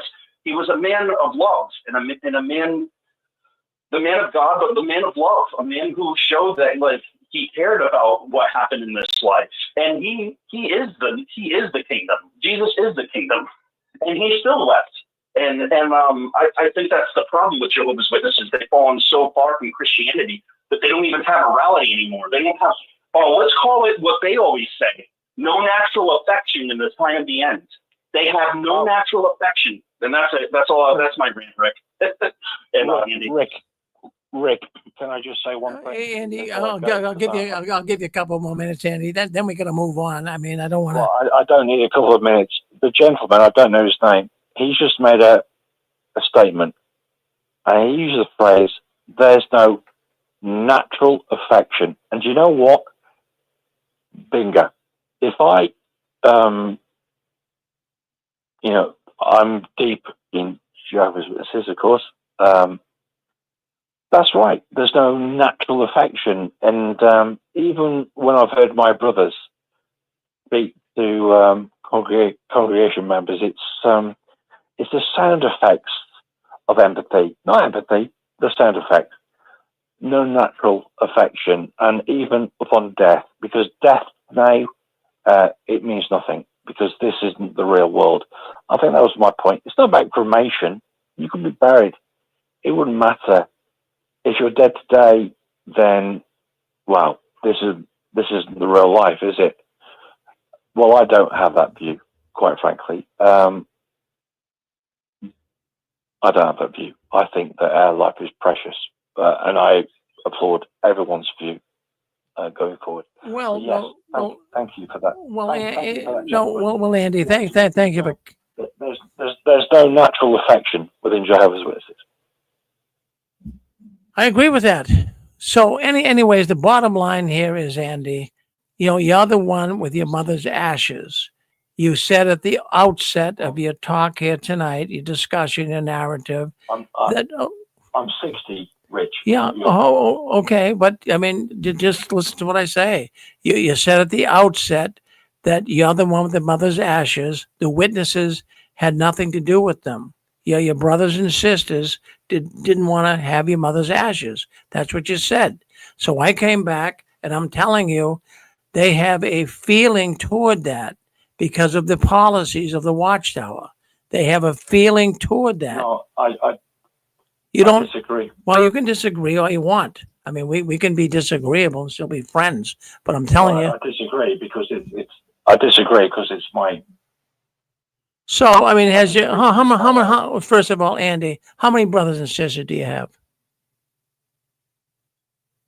How many brothers and sisters do you have? 2 brothers and a sister. All right. So did any of them did any of them step forward and say, "Gee, Andy, we'll take your mother's ashes"? Did that happen, Andy? No, I think you're missing the point. You're making this about ashes. Well, I mean, well, well, forgive me if I'm wrong, but Andy, about ashes, Rick, this isn't about ashes. This is about Jehovah's Witnesses having no respect for death. well, you can say whatever you want, but you did say at the onset of your narrative tonight that you have your mother's. You were very emphatic about that you have. Rick, ashes aren't the issue. Jehovah's Witnesses have no respect for death. It's not about ashes. Profound and true. They don't respect life either, and I think both are true. They have a thank They you have for a someone speaking up. policy. They have don't a policy care that about Rick has death. noted, and you're correct also. You're both correct. It's just by coincidence that I have my mother's ashes. It's not about ashes, Rick. It's about a complete negation of Watchtower and those in positions of power, my family, who just don't feel that Rick, they don't want to know about death. The closer they get to thinking about death, the more they have to think about life, and they don't want to go down that route. I had a conversation with my brother. They don't want that conversation, Rick, about death, because they can't handle it. They can only handle what the society tells them to handle. Exactly. That's where it is. It's So not yes, about they have cremation. respect for death. They have respect for death within the society's parameters. Anything outside of that, they don't have respect. Which is no respect at all, quite frankly.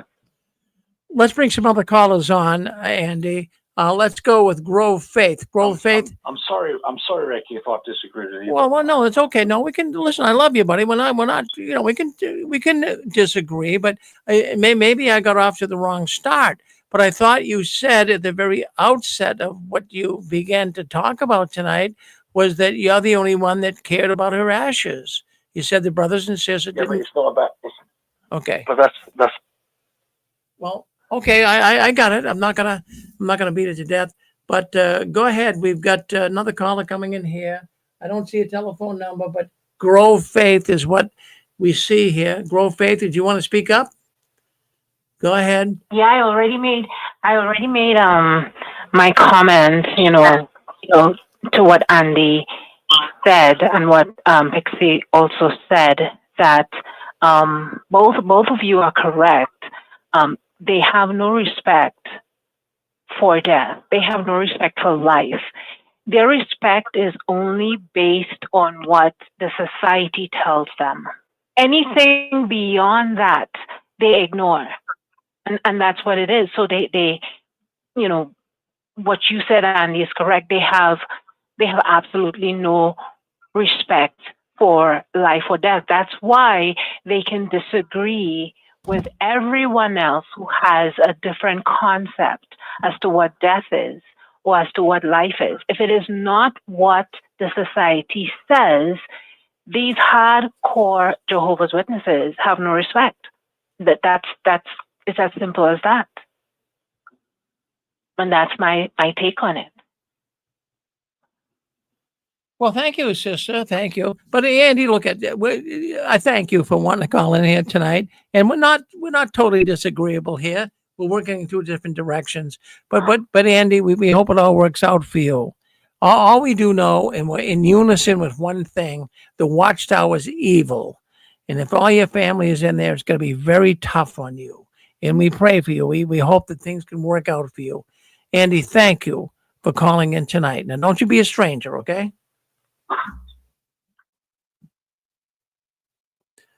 Okay, so anyways, let's see what's going on behind the curtains of the Watchtower here. What we're going to do, we got Eric coming on here shortly. I've got some more news stories to discuss, but maybe we'll bring that up next week. Boy, we got into a pretty lengthy discussion there. But friends, I have to tell you, even though you might not find it in print, a lot of Jehovah's Witnesses, there's a lot of things in the Jehovah's Witness religion that are not in dark, bold print, but the message is sent out. I do know there's many, many witnesses that will not get cremated.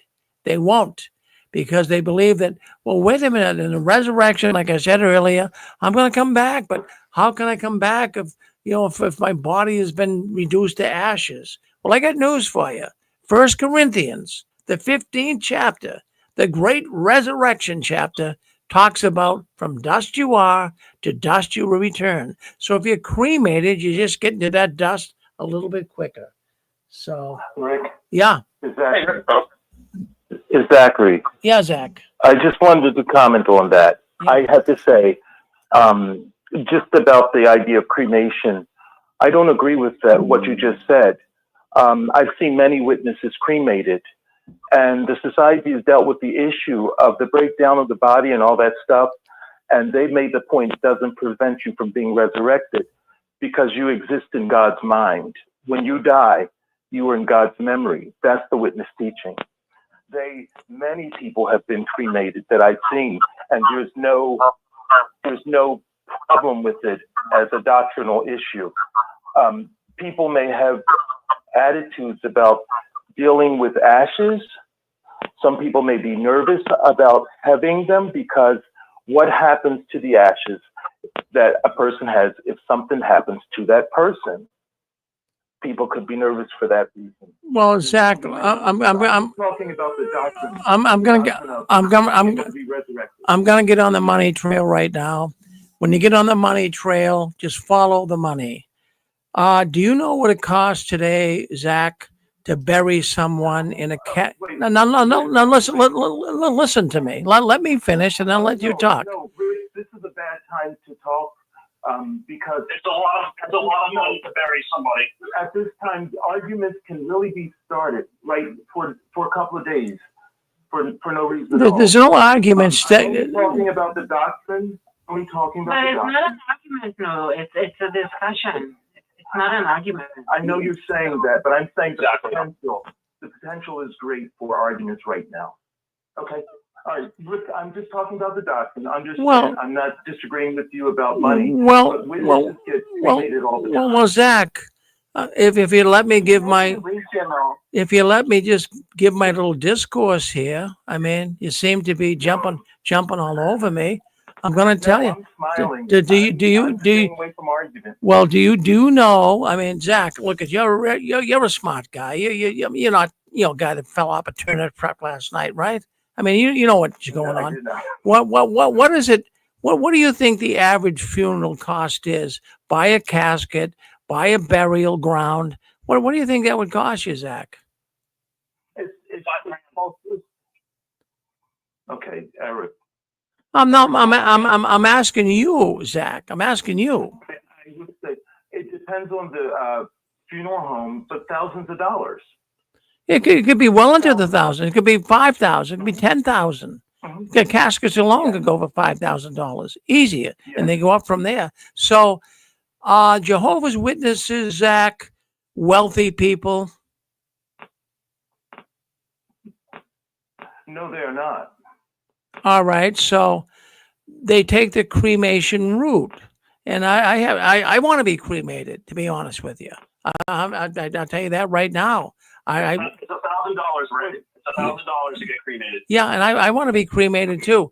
So I really do. I mean, I'm gone.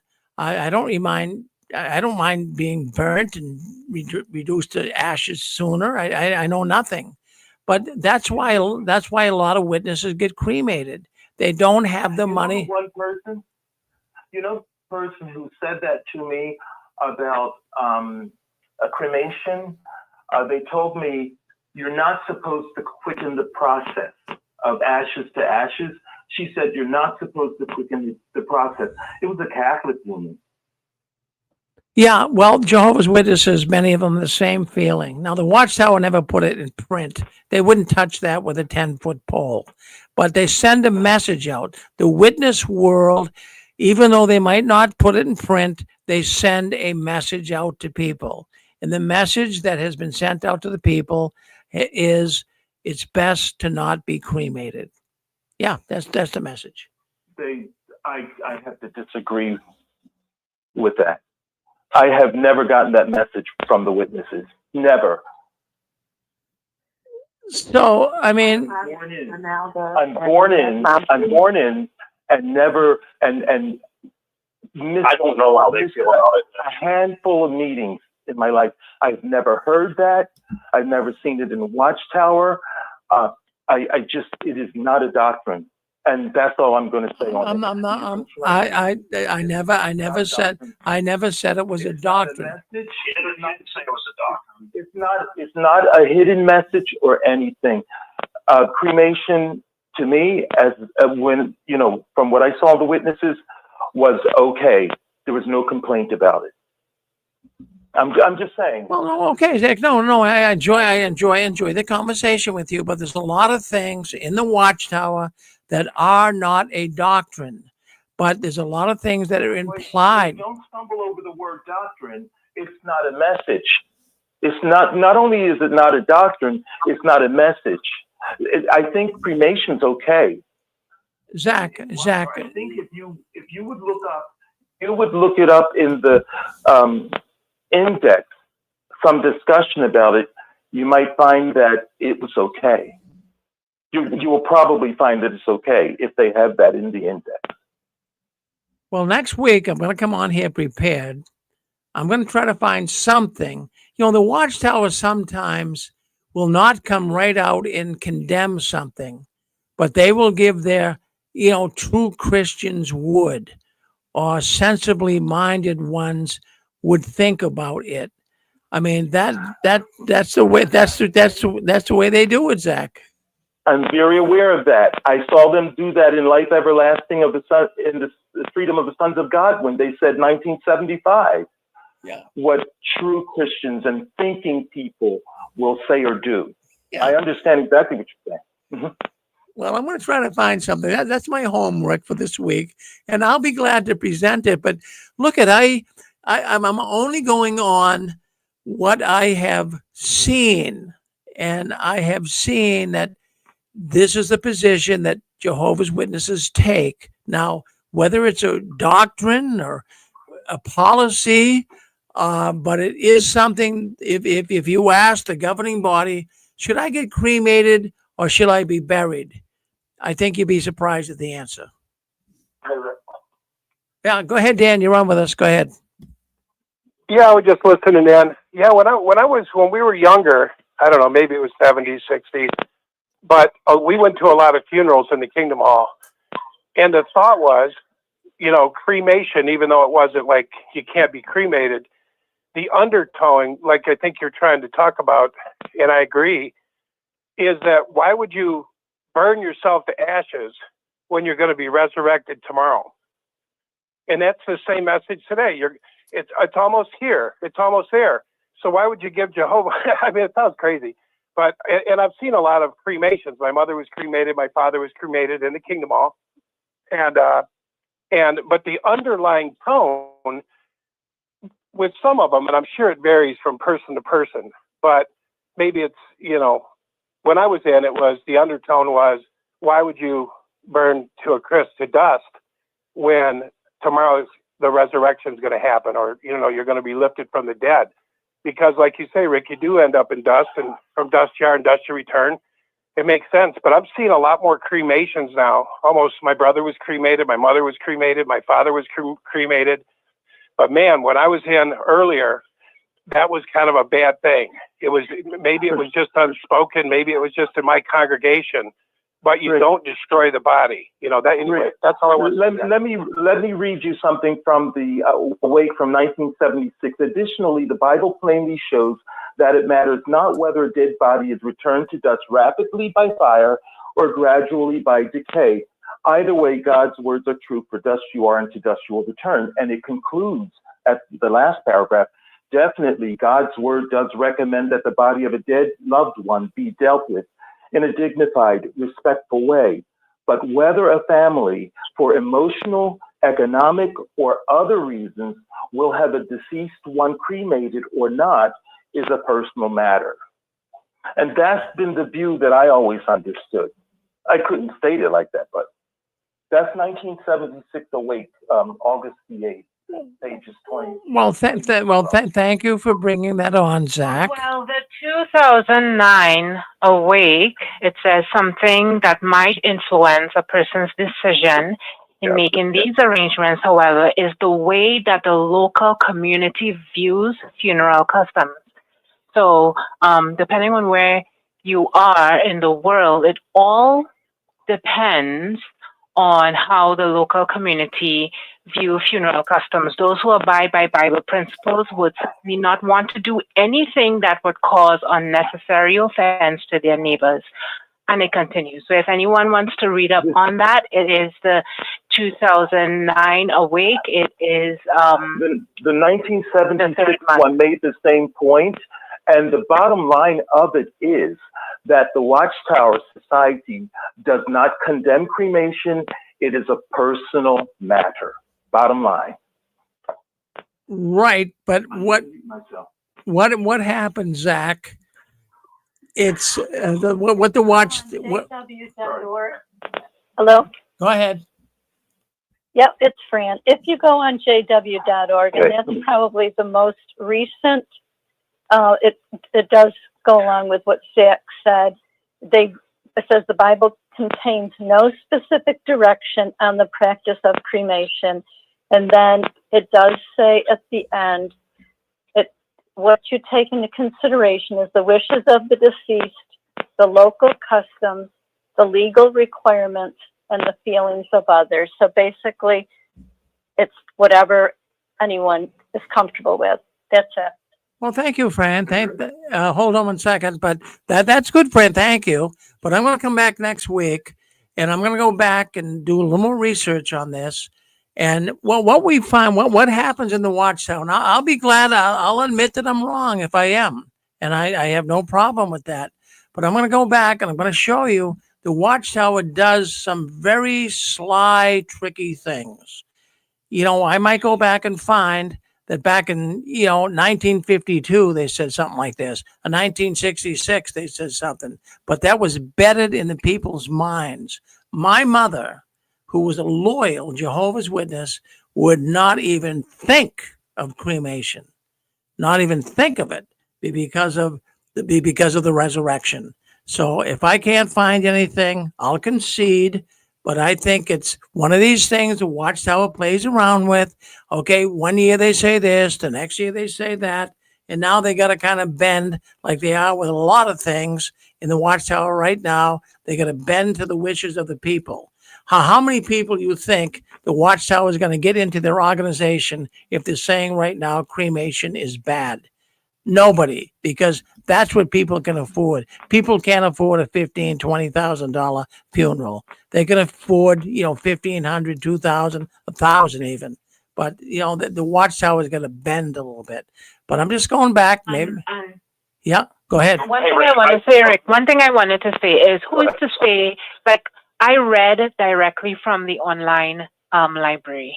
Franz probably read directly from the online library, and Zach as well. But these things could be changed. Who is to say that what they did say about cremation is something that we're not seeing on the online library? We have to go into the archives on JW Facts or JW Online. We have to go into these other websites where the original has been preserved for us to read. And that's what I'm going to do. I'm going to do my research into this, Rick. Well, thank you. So next week we'll discuss a little more. And look, I could be, maybe it was just a little bit of a feeling my mother had, but I kind of embedded that in my way of thinking. And she made sense to me, but maybe my mother was wrong with this, and I'll be first to admit it. So we'll see what happens next week. I want you all to do your research. Let's put it to rest. Does the Watchtower approve of cremation? Well, even better so, did the Watchtower ever disapprove of cremation? Did the Watchtower ever disapprove of cremation? That's what I'd like to find out. Go ahead, you're on with us. Yeah, thanks, Rick. If your name is written in the Lamb's book, Rick. Hold on, Zach. Hold on, Zach. I'll let Dick talk. Yeah. I'm sorry. I was listening to the. Hold, Zach. Let Dick talk. Then we'll bring you back on. Yeah. Go ahead, Dick. Yeah. What I was just trying to say is that if your name is written in the Lamb's Book of Life, no matter what happened to you, what happened to your body, the bones, the skin, the whole bit, it's irrelevant.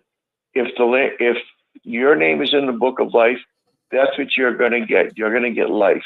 And I do want to say something about decorum on 6 screens. When Rick's talking, he makes a lot of sense. To have 4 people going, Rick, let Rick finish his statement. And then when there's a break, jump on. Brother, sometimes people don't realize Rick's still talking because sometimes we're looking at it on YouTube and it's a little slower. Well, I didn't know you were starting. I'm so sorry. I didn't know you were starting to talk. I'm so sorry about that. No, I realize that if you watch it on the screen or you hear it on the phone, there's a delay, and I understand that. But some people just get on and they just go on forever and ever, just beating a dead horse at a certain point. I have one thing to say before this goes too far away from what was just being discussed. Rick, now, I can only tell you what's happened in the 70s, the 80s, the 90s, the 2000s. If you go back to 1842 and find some different policy, you might find that. But I can only talk about what happened in maybe the 70s, the 80s, the 60s, and up to maybe the 2000s. And that's the time period most of the people who are being discussed are living in. Okay, so you might find something different. I'll say that. But I think the matter has already been settled with the 1976 awake, with what Fran showed you. The matter is already settled, but you can go back and you might find something different when you go back into the deep archive. You know what I mean? Well, no, I do, Zach, and I respect you. Thank you very much, though, for bringing that up. Thank you. I did not know that was in the 76. But if I do find something, I'm not going to say, well, there you go, Zach. I'm going to rub it in your face. I'm not going to do that because the Watchtower, this is what they do. This is what they do. They change policies, My concern sometimes is that what the way things are is the way, we're talking about them. I understand there might be local feelings. We might see things because of what we've been exposed to. So I understand that. But I just wanted to make sure we were aware that they were not against cremation. They're not against it. Well, Zach, I appreciate what you said. I'm not certainly going to really thank you for being a contributor tonight to this discussion. Thank you. And we'll put it to rest next week. Yeah. So let's move on. Let's go to, I think we go to Dan. I think Dan's back on with us. You on with us, Dan? Go ahead. Yeah, it's a great point Zach made. And yeah, I think it might have started in the 50s, according to AI. It said it was a pagan practice that wasn't considered exactly custom, the burning up of a body. But anyway, it did start somewhere because in my congregations, it was, it wasn't even considered, burning, So anyway, it's probably, like you said, it's preference, congregation, where you were at or whatever. But the logic behind our thing about cremation was Jehovah putting you back together. And that might have been the stupid congregation I was in Michigan or something. But it was basically Jehovah would have to put you back together. And like I said, if you spread yourself out all over the waters, throw yourself in the mountains, throw yourself out of an airplane, it'd be a little bit of a task. But anyway, that might be just stupid brain thinking. But that was kind of the thought when I was growing up, and that we would be resurrected fairly soon after we died. We weren't going to be in the grave for 100 years. Angela wanted to say something too. So Rick, you know how I was raised in a Worldwide Church of God, which is very much Jehovah's Witness with a Jewish, twist to the whole thing. And even in there, my mother just died, and at the funeral, all the previous Worldwiders who are now United Church of God were all there, and they were all not at all happy. They gave my sister a real, tongue lashing about not believing that my mother wanted that, but my mom got cremated. Or she chose to be cremated, but they were all like, what in the world? What in the world? They were very upset, all of them. And see, Armstrong took a lot of beliefs from the Jehovah's Witnesses. And so that was the adoption of our religion as well. So I just wanted to throw that out. And that was in Pasadena, California, but it was worldwide where we believed all the same, crossing the whole world. So anyway, probably superstition on a lot of people's part, because like Zach just said, in the 70s, it wasn't, they haven't been against it. So, but yeah, anyway, that's it, Rick. We'll let it go. Thanks, everybody. Well, no, I'll tell you what, when Angela comes on, she speaks with the voice of authority. people listen to Angela. I mean, really, she knows two cults. She knows the Armstrong cult, and she knows a lot about the witnesses. So when she comes on, I mean, she's very credible. Thank you, Angela. Thank you. We wondered why the guys were giving everybody such dirty looks. They didn't talk to nobody. We're like, what's going on? I had no idea it was because the urn was up on the platform. Anyway. Yeah, that's good. That's good. Hey guys. I'm not going to talk long. It's just a funny point I want to make. Go figure, scattering ashes would be such a hot topic. Oh, Eric, you're a crazy guy. All right, let's go. Let's see what we got. We got the 614 want to come on. 614, go ahead. You're on with us. 714. I'm sorry, 714. You're on with us. Hi, Rick. It's Nadine. Well, Nadine, how are you? Hey, I'm good. How are you doing? I'm good. Yeah. Boy, it's a really hot topic tonight, but I just was wondering if I'm going to have time to do my report on the color book with all the different colors and what it means and what the well, you better believe it, and I hope you can get over the top and win yourself $100 tonight. You know. Let's see what happens. No, that would be great. I have a full report. I have notes on the book. Well, you're going to give us a report, and that's worth points to you. So you hang on. We'll get to the duck contest tonight. Thank you, Nadine. Thank you. Okay. All righty. All right, folks. So let's get your final comments. I got a lot more we can talk about. We're not going to do it. We'll bring it up next week. But let's go with, let's see. Okay, let's go to Chicago. Go ahead, Chicago. Come on in with us. 312. You're on with us. All right. Let's go to. Well, let's go to Dick Borgie. Yeah. Hi, Rick. It's Constance. I just wanted to say hello to everybody, but Dan and Angela. You know, Angela, it's very interesting that you bring up what transpired at your mom's funeral. I had a friend that was Jewish, and we were talking about death because her daughter had died from anorexia, and she had her daughter cremated. And to me, you know, that was no big deal, right? And my friend Deb Schlesinger said, no, in the Jewish religion, that's a real no-no. And I said, really? I've never heard of that. And I said, why would that be? She says, because a lot of Jewish people, think of the Holocaust with the ovens and everything. So many of them are definitely against, I don't know what all that noise is, definitely against any kind of cremation. So it sounds like the Worldwide Church of God was, accepting those thoughts too as well. Just wanted to make those comments. Thank you, Rick. Well, I appreciate you coming on, Constance. We're always good to hear from you. My goodness, thank you. All right. Let's go to, boy, we got a lot of people coming in here tonight. Let's go to Yuma, Arizona. Go ahead. Great show, great comments, great callers. Best show in a long time. Hey, I just want to throw something at you. Do I have to talk about the cremations, or can I bring up a different topic? You can bring up a different topic. Yeah, go ahead.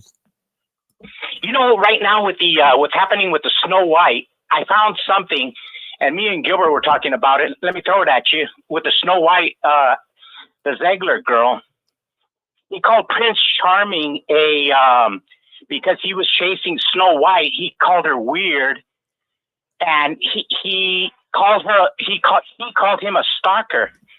And it's real neat because if you look at the Jehovah's Witness books and teachings, they have pictures in their books of let's say you're in high school and you're a Jehovah's Witness girl and somebody's trying to talk to you.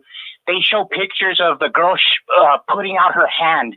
She can't talk to any worldly boy, almost like if they're stalkers or predators. And I think it's a neat crossroads of where Marxism and the Jehovah's Witness come in common. And this is what I mean. In Marxism, you always want to annihilate the old man. The Jehovah's Witnesses want to put on the new personality. And what they want to do is they want to get away from the traditional boy chasing a girl. The Jehovah's Witnesses hate they hate any boy who's not a Jehovah's Witness talking to any Jehovah's Witness girl. They make him look like a stalker. And you see that being taught in today's generation. You know, they have to do away with a traditional male-female boyfriend-girlfriend kind of thing. And it shows up on that Snow White girl. And that's a real neat connection I see with the Jehovah's Witnesses and all the new things going on in the boyfriend-girlfriend thing. So since the beginning of mankind, since the first evolution, men have been chasing girls like cavemen. Cavemen chase cave girls. But Marxists and Jehovah's Witnesses, they don't want that to happen. Well, Jesse, I mean, I see that. I see the point you're trying to make there. You're drawing a correlation between the Watchtower and what's going on in the world, right? Yeah. Yeah. I could be way off, I could be crazy, but that was just my take on the whole dating scene. Yeah, well, I mean, And the I know dating. Go ahead. You don't want me to turn this into you don't want me to turn this into a dating show, so I'll just leave it. Oh, darn it. I thought you would. Well, wait a minute, Pixie. did I don't want to turn it into a love guru show, so I'll just leave it there. Well, that's your brother. That's your brother, Gilbert. He's a love guru. He's crazy. Yeah. All right. Well, Jesse, good to hear from you. My goodness, good to hear from Jesse. All right, friends, I have to tell you, we'll take one more call. Then we're going to go to duck program. We gotta at the end of the program, we come to the duck contest. So we'll do that next. But go ahead, Stefan, you want to come on? 312? Okay, I guess not. All right, well, let's you go ahead, Stefan, go ahead. Yeah. So this whole discussion, I don't have a final opinion on it. Obviously, I'm not a guru on this subject. But look at how much time we spent debating the position of Watchtower on this. And the reason is because this organization is not inspired by God. It's nothing but human opinion. Their opinion changes and varies, year to year, decade by decade. And this is the reason why we spent all this time trying to figure out what is the official position, digging up old magazines and all the rest of that. It's just exact nonsense. That is why I left, why I'm so glad that I left.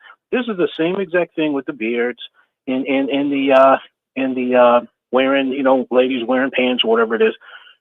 Watchtower comes out with an article making it or an opinion as if we don't know how you guys got it into your head that you can't, wear a beard. And you are the ones that put that in people's head. It's just like you said, they may not put it in print, but they get that point across in 1,000 different ways. Then when they want to change or they have to kowtow to common sentiment, then they'll come out with some, clarification as if we are the ones who just got it into our head some kind of way, all, 5 million people that of a certain opinion. So this is the nonsense from this organization. And aren't we all glad that we got out of it? Yeah. One little brief thing. Your family is your family. And we don't have the village and the tribe as much as we used to. Some communities are still more cohesive than others. But they want to replace your family connections. And legally and in your heart, they can't replace that dynamic. They know how strong it is. They don't want people having love matches and happy families. They had a book, Happy Family. That should tell you they wanted to ruin it. But if you have any family left, give them a nice hug and communicate as best you can. There's lots of conflicts, but it's life and death. There's life's a veil of tears. I'm sorry for everybody's loss. And do the best you can. And be kind. Well, yes, Pixie, be kind. 831. Come on with us. Santa Cruz, California. Go ahead. Hi, thanks for welcome to Can you hear? Go ahead. I believe that's Anna Marie. Yeah. I just wanted to thank you for your patience. I want to thank you for your calmness and for being able to so well acclimate to sometimes it gets out of hand. And I want to thank Dick Borghi for his comment. He said everything I felt like saying about interrupting you and letting you speak. This was a great show because of you and all the callers and the way you handle everything, my brother. Thank you so much. Well, thank you, Anne Marie. I mean, what it is, we have so many. In fact, I want to just say this: we love everybody, and we can disagree, but I'll tell you what: there's so many people that are coming into the six screens as of late. It's like Reddit online. I'm seeing I see the computer screen lighting up. We have people calling in from all over the world, and if we can't get to you, folks, I'm sorry. Bear with us. I try to screen the people, get them through, and make sure that you can get through. But sometimes we can't get you all on. So sorry about that. But we really appreciate you dialing into the six screens. And I thank you very much for doing that. And thank you, Anne Marie, for suggesting that. Well, listen, what we're going to do right now, we have got the duck game. Now, really, this game is gaining a lot of momentum. People are winning prizes, they're winning books, they're winning magnets, they're winning money. So what we're going to do, we're going to ask some questions. But, I just wanted to bring up one thought here tonight. We have a good friend, Jim Hill. That's his real name. He goes by Nathan Natus on JWN. This man has been really a help here to the six screens. He supplies us with these books. Now, these books he has reprinted from Lulu. Now, I say, well, how can you print some of the Watchtower publications, Jim? He says the pattern, they never took a patent out. They never copyrighted it. So it's free realm. So that's why we have these books.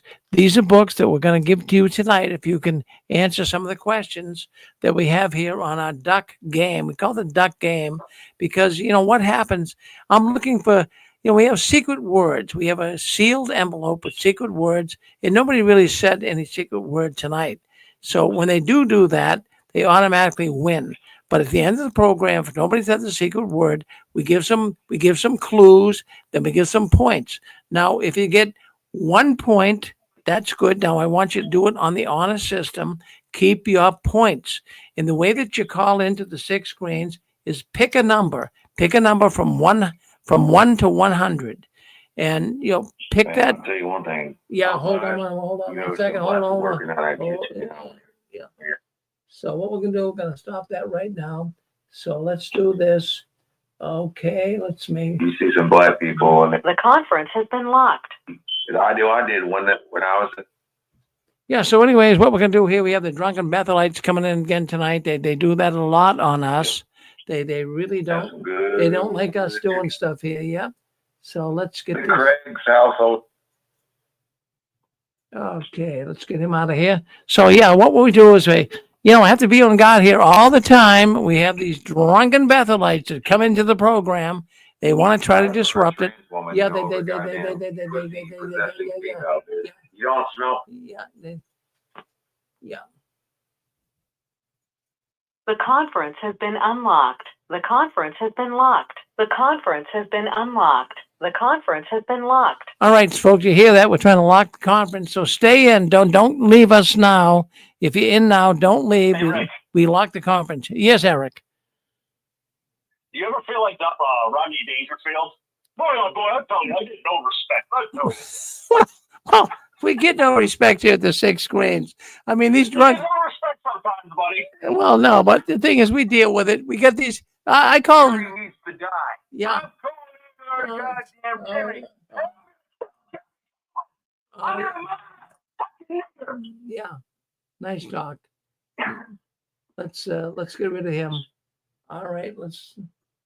The conference has been unlocked. The conference has been locked. The conference has been unlocked. The conference has been locked. The conference has been unlocked. All right, well, we're not trying to. Let's lock it. Let's lock it right now. The conference has been locked. All right, so let's do that. We got these strange callers. Friends, I have to tell you something. The Watchtower does not like what we're doing. I'm telling you. Hi, Rick. Yes. It's Sharon. Yes, Sharon. Ex-North Carolina, now in Virginia. Yeah, Sharon. I was just wondering, with these guys calling in all the time. Yeah. You know how the subject got on death and bodies tonight. What does the Watchtower do with the bodies that they're keeping? Because once they sign that, part of the order business, the family isn't entitled to the body. What are they doing with those bodies? Maybe these guys don't have enough, and that's why they want to kill people now. Well, Sharon, I mean, what do you think they're doing with the bodies? I think they're eating them. Well, I don't know if they're cannibalistic, but I mean, well, look at how crazy they're getting. Don't people get that kuru nonsense when they eat bodies? And it affects the brain and makes people insane. well, I mean, they are in. Look at these guys. Well, they are an insane organization. I don't know if they're eating bodies yet or not, but I mean, they are insane. What else are they doing with them? I have no They got idea. that launch pad. What are they doing? Well, it's scary now to be part of Bethel, I think. Are you saying this because Rick says that's a drunken Bethelite, and you think that's No, I always wondered what they did. Once I read that form, that once they signed being part of the order, that their bodies would not be returned to the family. I wondered what the Watchtower was doing with them. Are they selling the organs? Are they eating them? Are they doing rituals? What are they doing with those bodies? Well, I mean, what makes you? Has anybody read those papers? Well, I mean, what makes you? They were online for a long time. Yeah. Well, not to get into a deep discussion here, Sharon, but what makes you think this? I mean, don't you think they could just be buried normally? You think they're doing something different? No. Not with Watchtower. No. If this was any other cult, yes, but not this one. So you think This one something? is evil to its core. So you think something nefarious is going on? Something wrong? Definitely. Well, Hey, Rick, I have a little insight on that. yeah.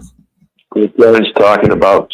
Remember Mark Pillow told us that his aunt was a pioneer in a guilty dad, and she was serving, I think it was Argentina or something like that. And when his aunt died, the family asked for the body, and the Watchtower wasn't going to spend the money for the body to be sent back to New York. So the family had to come up with the money to get the body sent back to New York. I think, if I understood Sharon right, that's what she's talking about. It was on the documents, JW documents, I think it was called, and it was one of the forms that Bethelites have to sign before they become part of Bethel, and it was called part of the order. And in those papers, it said that they were acknowledging that once they became part of this order, their body was not to be returned to their family. And when I read that, I was like, what are they doing with those bodies? I mean, are they selling them on the black market, which I would not put past them? I mean, what are they doing with them? Why would you even put that in a clause that your body does not go back home to your family? Why would you do that? Unless you're doing something with it. Well, I must say it's very. That makes sense? To some degree, yes. I mean, it really does. So, I mean, the legitimate question you have is what are they doing with the bodies? Now, I don't have an answer for that. But at the same time, I mean, I know this is a very esoteric, secretive organization. I wouldn't put anything past them, Sharon. I really wouldn't. Yeah. No, I wouldn't put anything past them. Nothing. Yeah. Well, I mean, there's so many things they could do with the bones. I mean, melt it down, drink out of the skulls. There's so many things they can do. Sell it off, as miracle powder. Well,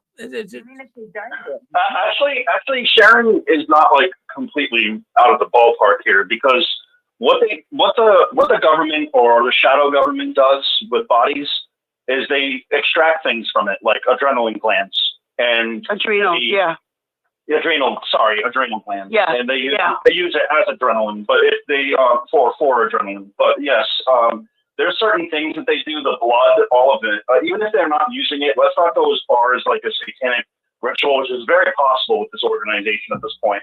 But even Watchtower is so greedy that if they are part of the occult. We all know that. So if there is any situation where they have a hold of bodies, why wouldn't they give it to their occult leaders, the government, the shadow government, and they basically sell it on the black market? Why wouldn't they? Yeah, because they would be protected because it's an inside job. So it's very exactly out there. I know it's out there and it's conspiracy theory, but it is very possible. Yeah, because it doesn't make sense to have people sign a form like that unless you intend to do something with their remains that their family wouldn't. Well, Sharon, there's a lot of things that are really messed up. Go ahead, sis. Let's hear what you have to say. Go ahead. Yep. Yeah, thank you, Rick. I was just going to say, Sharon, maybe possibly harvest the organ after. Yeah. You know, like they used to sell, what was that? Rhinoceros horns, the aphrodisiacs. God only knows what they're doing with these bodies and the income that they could be getting from them. Which is kidneys, heart, any of that. Yeah. Mm-hmm. Well, I wouldn't put it past them, Sharon. I wouldn't put it past them. I know, these are crazy things, but these are the thoughts that bother me about this organization since reading all their documents. It's like, what are they doing? Who thought of this? You gotta really be sick to think of this. Sharon, how did you come across that? I wasn't even aware of it. It was on the website, JW Documents, or it was something along those lines. Mm-hmm. And it was just a whole bunch, maybe 150 links to documents that opened up, of course, you know. And one of them was for the order, what Bethelites sign when they're going into the order. And I thought it was so weird that they're calling the organization the order. And I just kept reading it. And I got all the way down to the bottom, and it said that the person signing this is aware of the fact that their remains will not be returned to their family. And I thought that was really weird. I mean, who says that? Like, what year was that, Sharon, that you read that? When I read it, it was last year. Oh, wow. Do you think it's still on their website? Could be. Could very well be. But it's the website that has all the documents that have ever been written up by the Watchtower. Mm-hmm. Wow. And it was like maybe there was 150 links, and it was maybe 10th one down because it took me days to read all those links. Yeah. But that's the one that stuck out. Oh, yeah. Well, Sharon, I mean, that is so bizarre. That is very, very bizarre. But thank you for sharing. Sure, but I think Sam Hurd may have been trained as a funeral director in his youth. Whoa. He'd know where to cut. Yeah. Well, heck, that's some journalism to find that, Sharon. Give me a call like Thursday. You got it. Okay. Well, thank you, Sharon, for sharing that with us. Well, listen, we're going to go to the... No problem. Good night, Rick. Well, thank you, Sharon. Always good to hear from Sharon. My goodness, she's on the ball. She's telling us stuff we had never heard before. So let's go to, well, we're going to do some, well, let's go to our Jeopardy questions tonight. We have a lot of things we're going to ask. I want you guys to stay in here with us. And what we're going to do, let me get this tuned up here. Let's see what's going on here. All right. So anyways, what I want to do is ask you some questions. Now, we've sent some books out. We've got a number of books we sent out, and I want you guys to do a little book report. So what you're going to do tonight, you can win some points in our duck program tonight. You can win some points. Rick, can I do my report now? This is Nadine. Well, let me first of all talk about it, Nadine, then we'll bring you on, okay? Okay. Okay, so anyways, I sent a bunch of books out. Many people have read many ex-witness books about the Watchtower and how wrong it is, how evil it is. So anyways, what I'm going to do tonight, you can win 2 points if you can come on and talk to us about a book that you read or a book that I sent you. And what we'll do is we'll bring people on and talk about it. So don't answer until the music stops.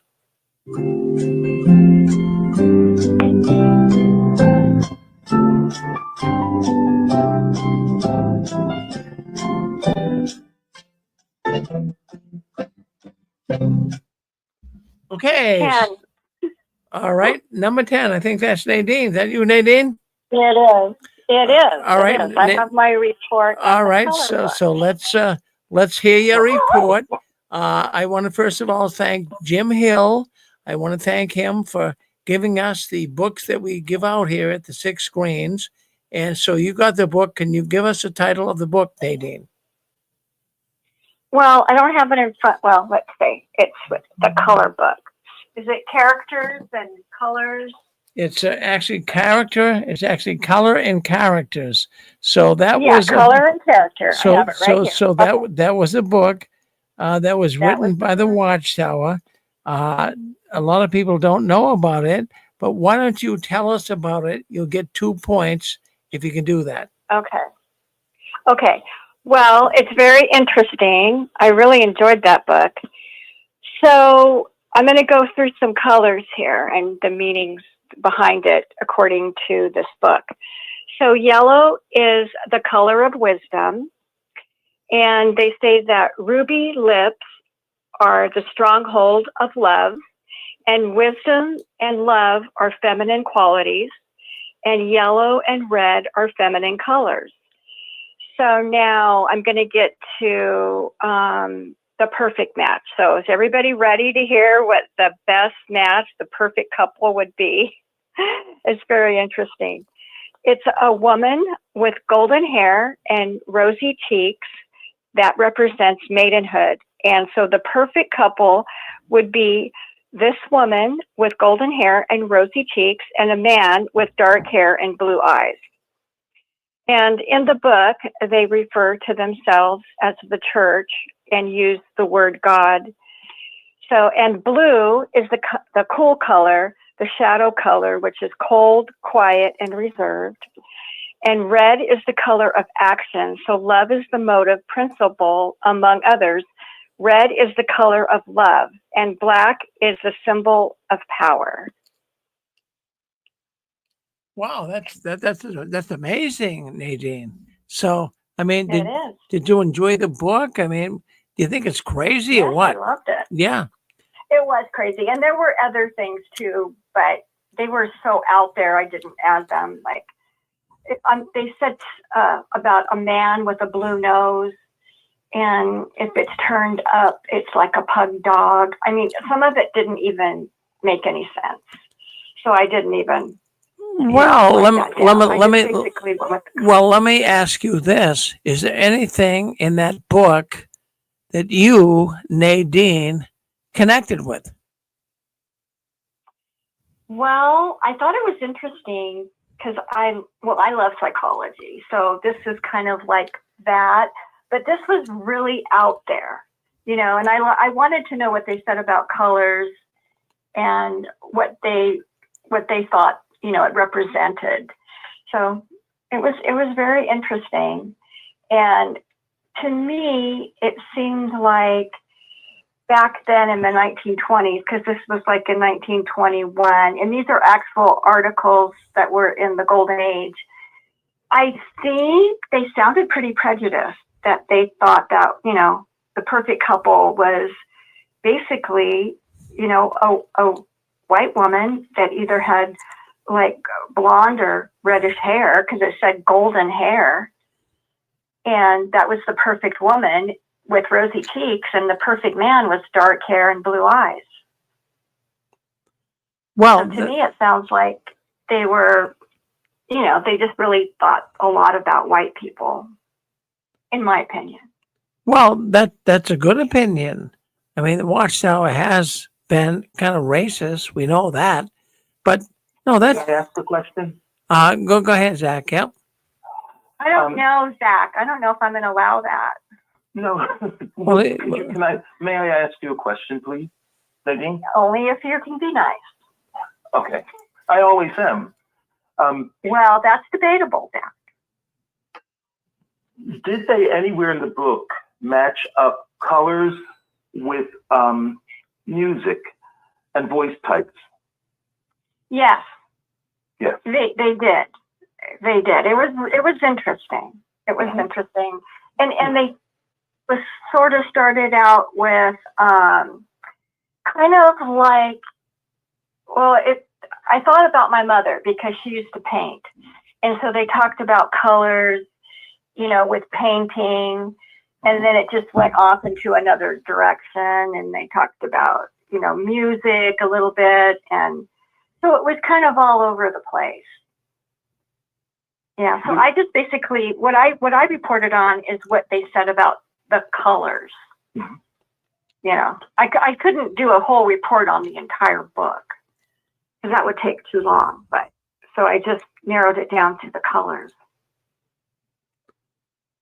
Well, Nadine, I have to tell you, thank you very much. I mean, that gives us a little overview of what the book's about. But Zach, I mean, are you convinced? I mean, does this have any meaning to you? How do you? The reason why I asked that question was when you first mentioned it. I had to see this. I had to see it. If Sherlock Holmes, his stories appeared in a magazine in separate pieces, but now you get in the whole book.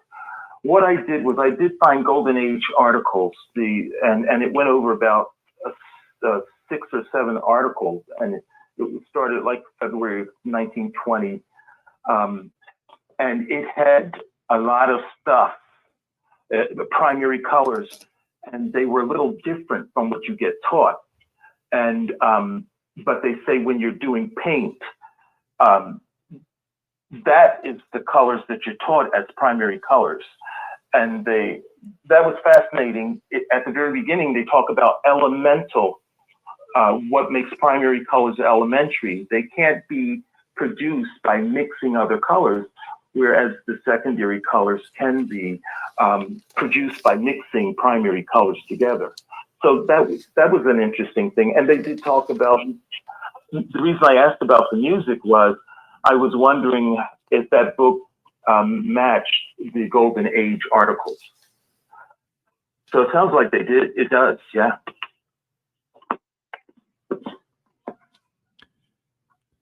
Okay, so Nadine, for coming on here, we're gonna give you 2 points. So how many points you got now, Nadine? I think I had 4, so now I have 6. All right, well, hold on to those points. Go on the honor system. You got 6. When you get 12, you're gonna win $100. Okay. All right. Okay. Thank you, Nadine. Well, let's go to the next question here. Is there anybody else that would like to do a little book review? We'll give you 2 points. Is there anybody out there listening in that has read an ex-Jehovah's Witness book? Yes. Rick, I'd like to do a book review, but not necessarily on an ex-Jehovah's Witness book. I'd like to do a book review on a subject on Malawi and the witness movement in Malawi. But over the years, I'd like to do that, not this week, but maybe in the future. All right. Well, in the future, you can do it. But right now, we're looking for people who read books. I mean, there's a lot of books that have been written about the Watchtower. Ex-witnesses have written it. So, but in the future, Zach, we will bring you on and let you do that.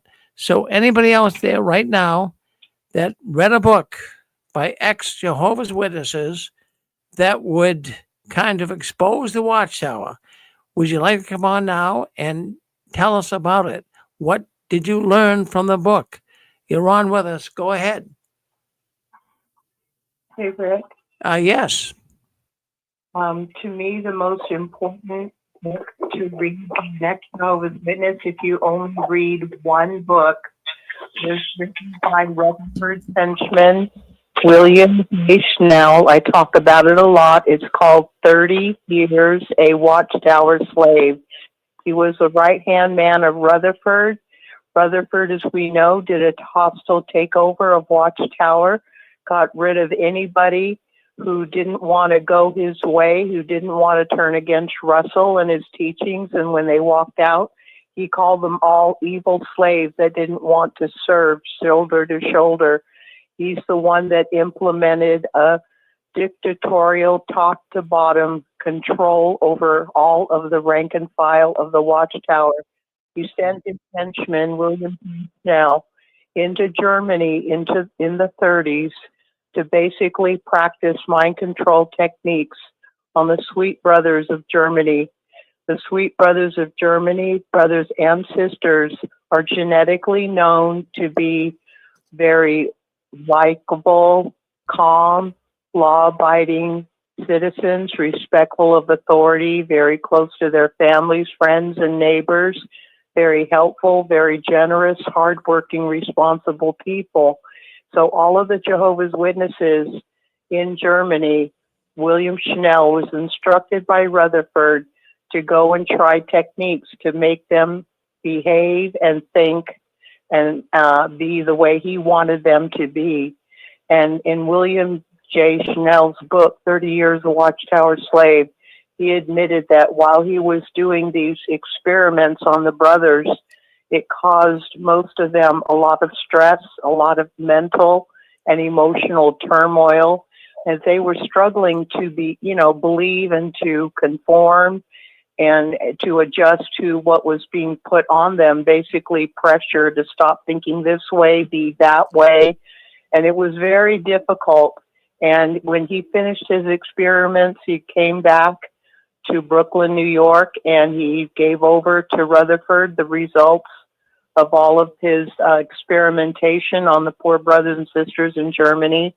And Rutherford took it and he implemented the top-down authority to all of the kingdom halls. Now, back then, all of the kingdom halls were run basically like every other Christian church. The head elder was the head pastor, the way a Christian church is supposed to be. Each pastor of a Christian church is responsible for his church, just like a father is the head of the house and responsible for what's going on in the welfare and the support and so on of the family. And they were all Christian brothers.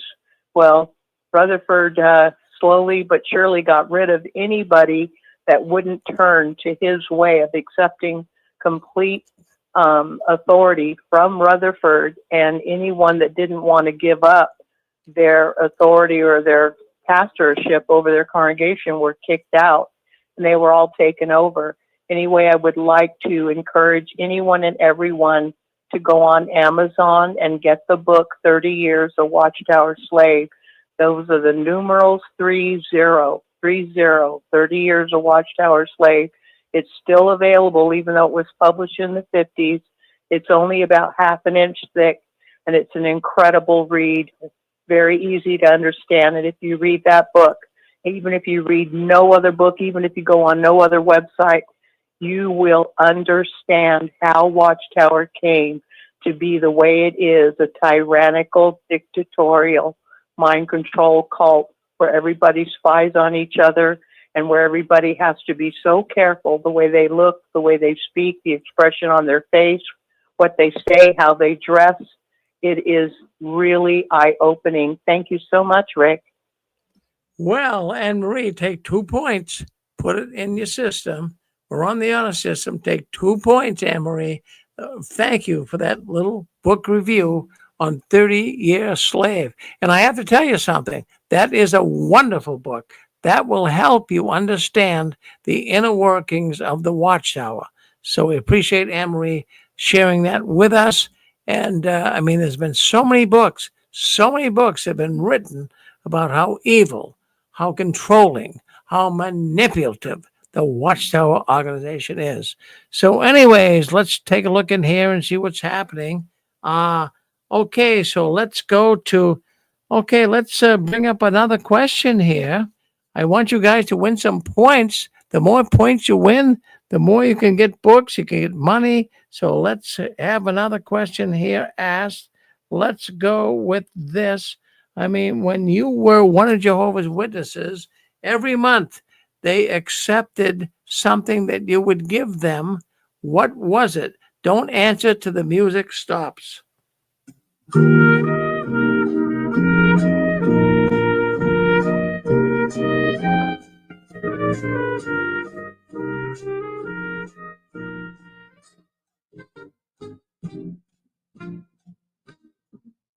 Okay, so what did you have to let the Watchtower know every month what you were doing?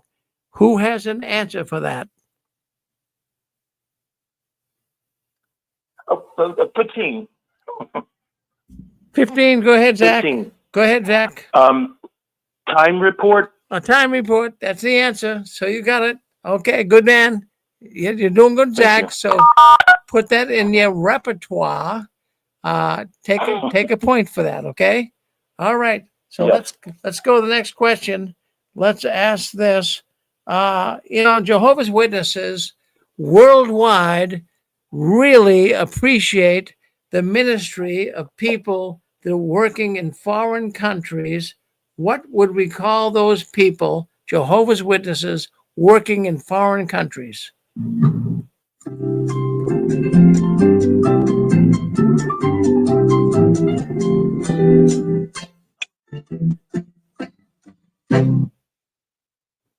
Seven. Missionary. Seven. Let's go with 7. I'm going to say missionaries. Missionaries is true. That's good. That's Stefan, right? Stefan, how many points you got? That is. Yeah. I'm driving down the street right now. I'm sorry. I don't know. I'll have to go on the tabulate. Well, when you get 12 points, you win $100, okay? Yes, sir. All right. So looking forward to that. All right. So let's go on here. Let's ask another question. One more question tonight, and then we'll end the program here. So let's go one more question. And the question would be tonight.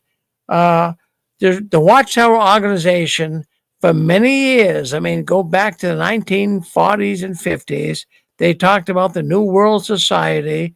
They talked about this paradise earth. But what's another term they used concerning paradise earth? Don't answer till the music stops.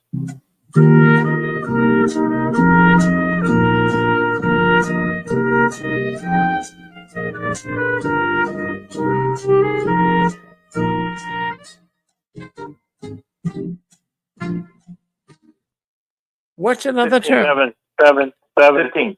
7. Let's go with 7. Let's go with 7. I said it. I'm going to go with New World or New Order or New Society. Not exactly correct. 15. 15, go ahead. 15. Okay. In the new system. Nope, not new system. They had about the new world, paradise, earth, new system of things. No. New system. No one hit it. What's the question? Well, you're coming very close. Very question. Go ahead. What was the last one said? Go ahead. You're so close, Eric. You're so close. So close. The New World Order. The answer is defense mode. Well, the New World Order. I think, Zach, you got that. Zach, I'll give it to you, okay? Yeah, and Rick, New System was one of their things. Yeah, well, the New World New Order. Yeah, the New World Order is what we're looking for. So thank you, Zach. You got that. Give yourself a point. How many points you got, Zach?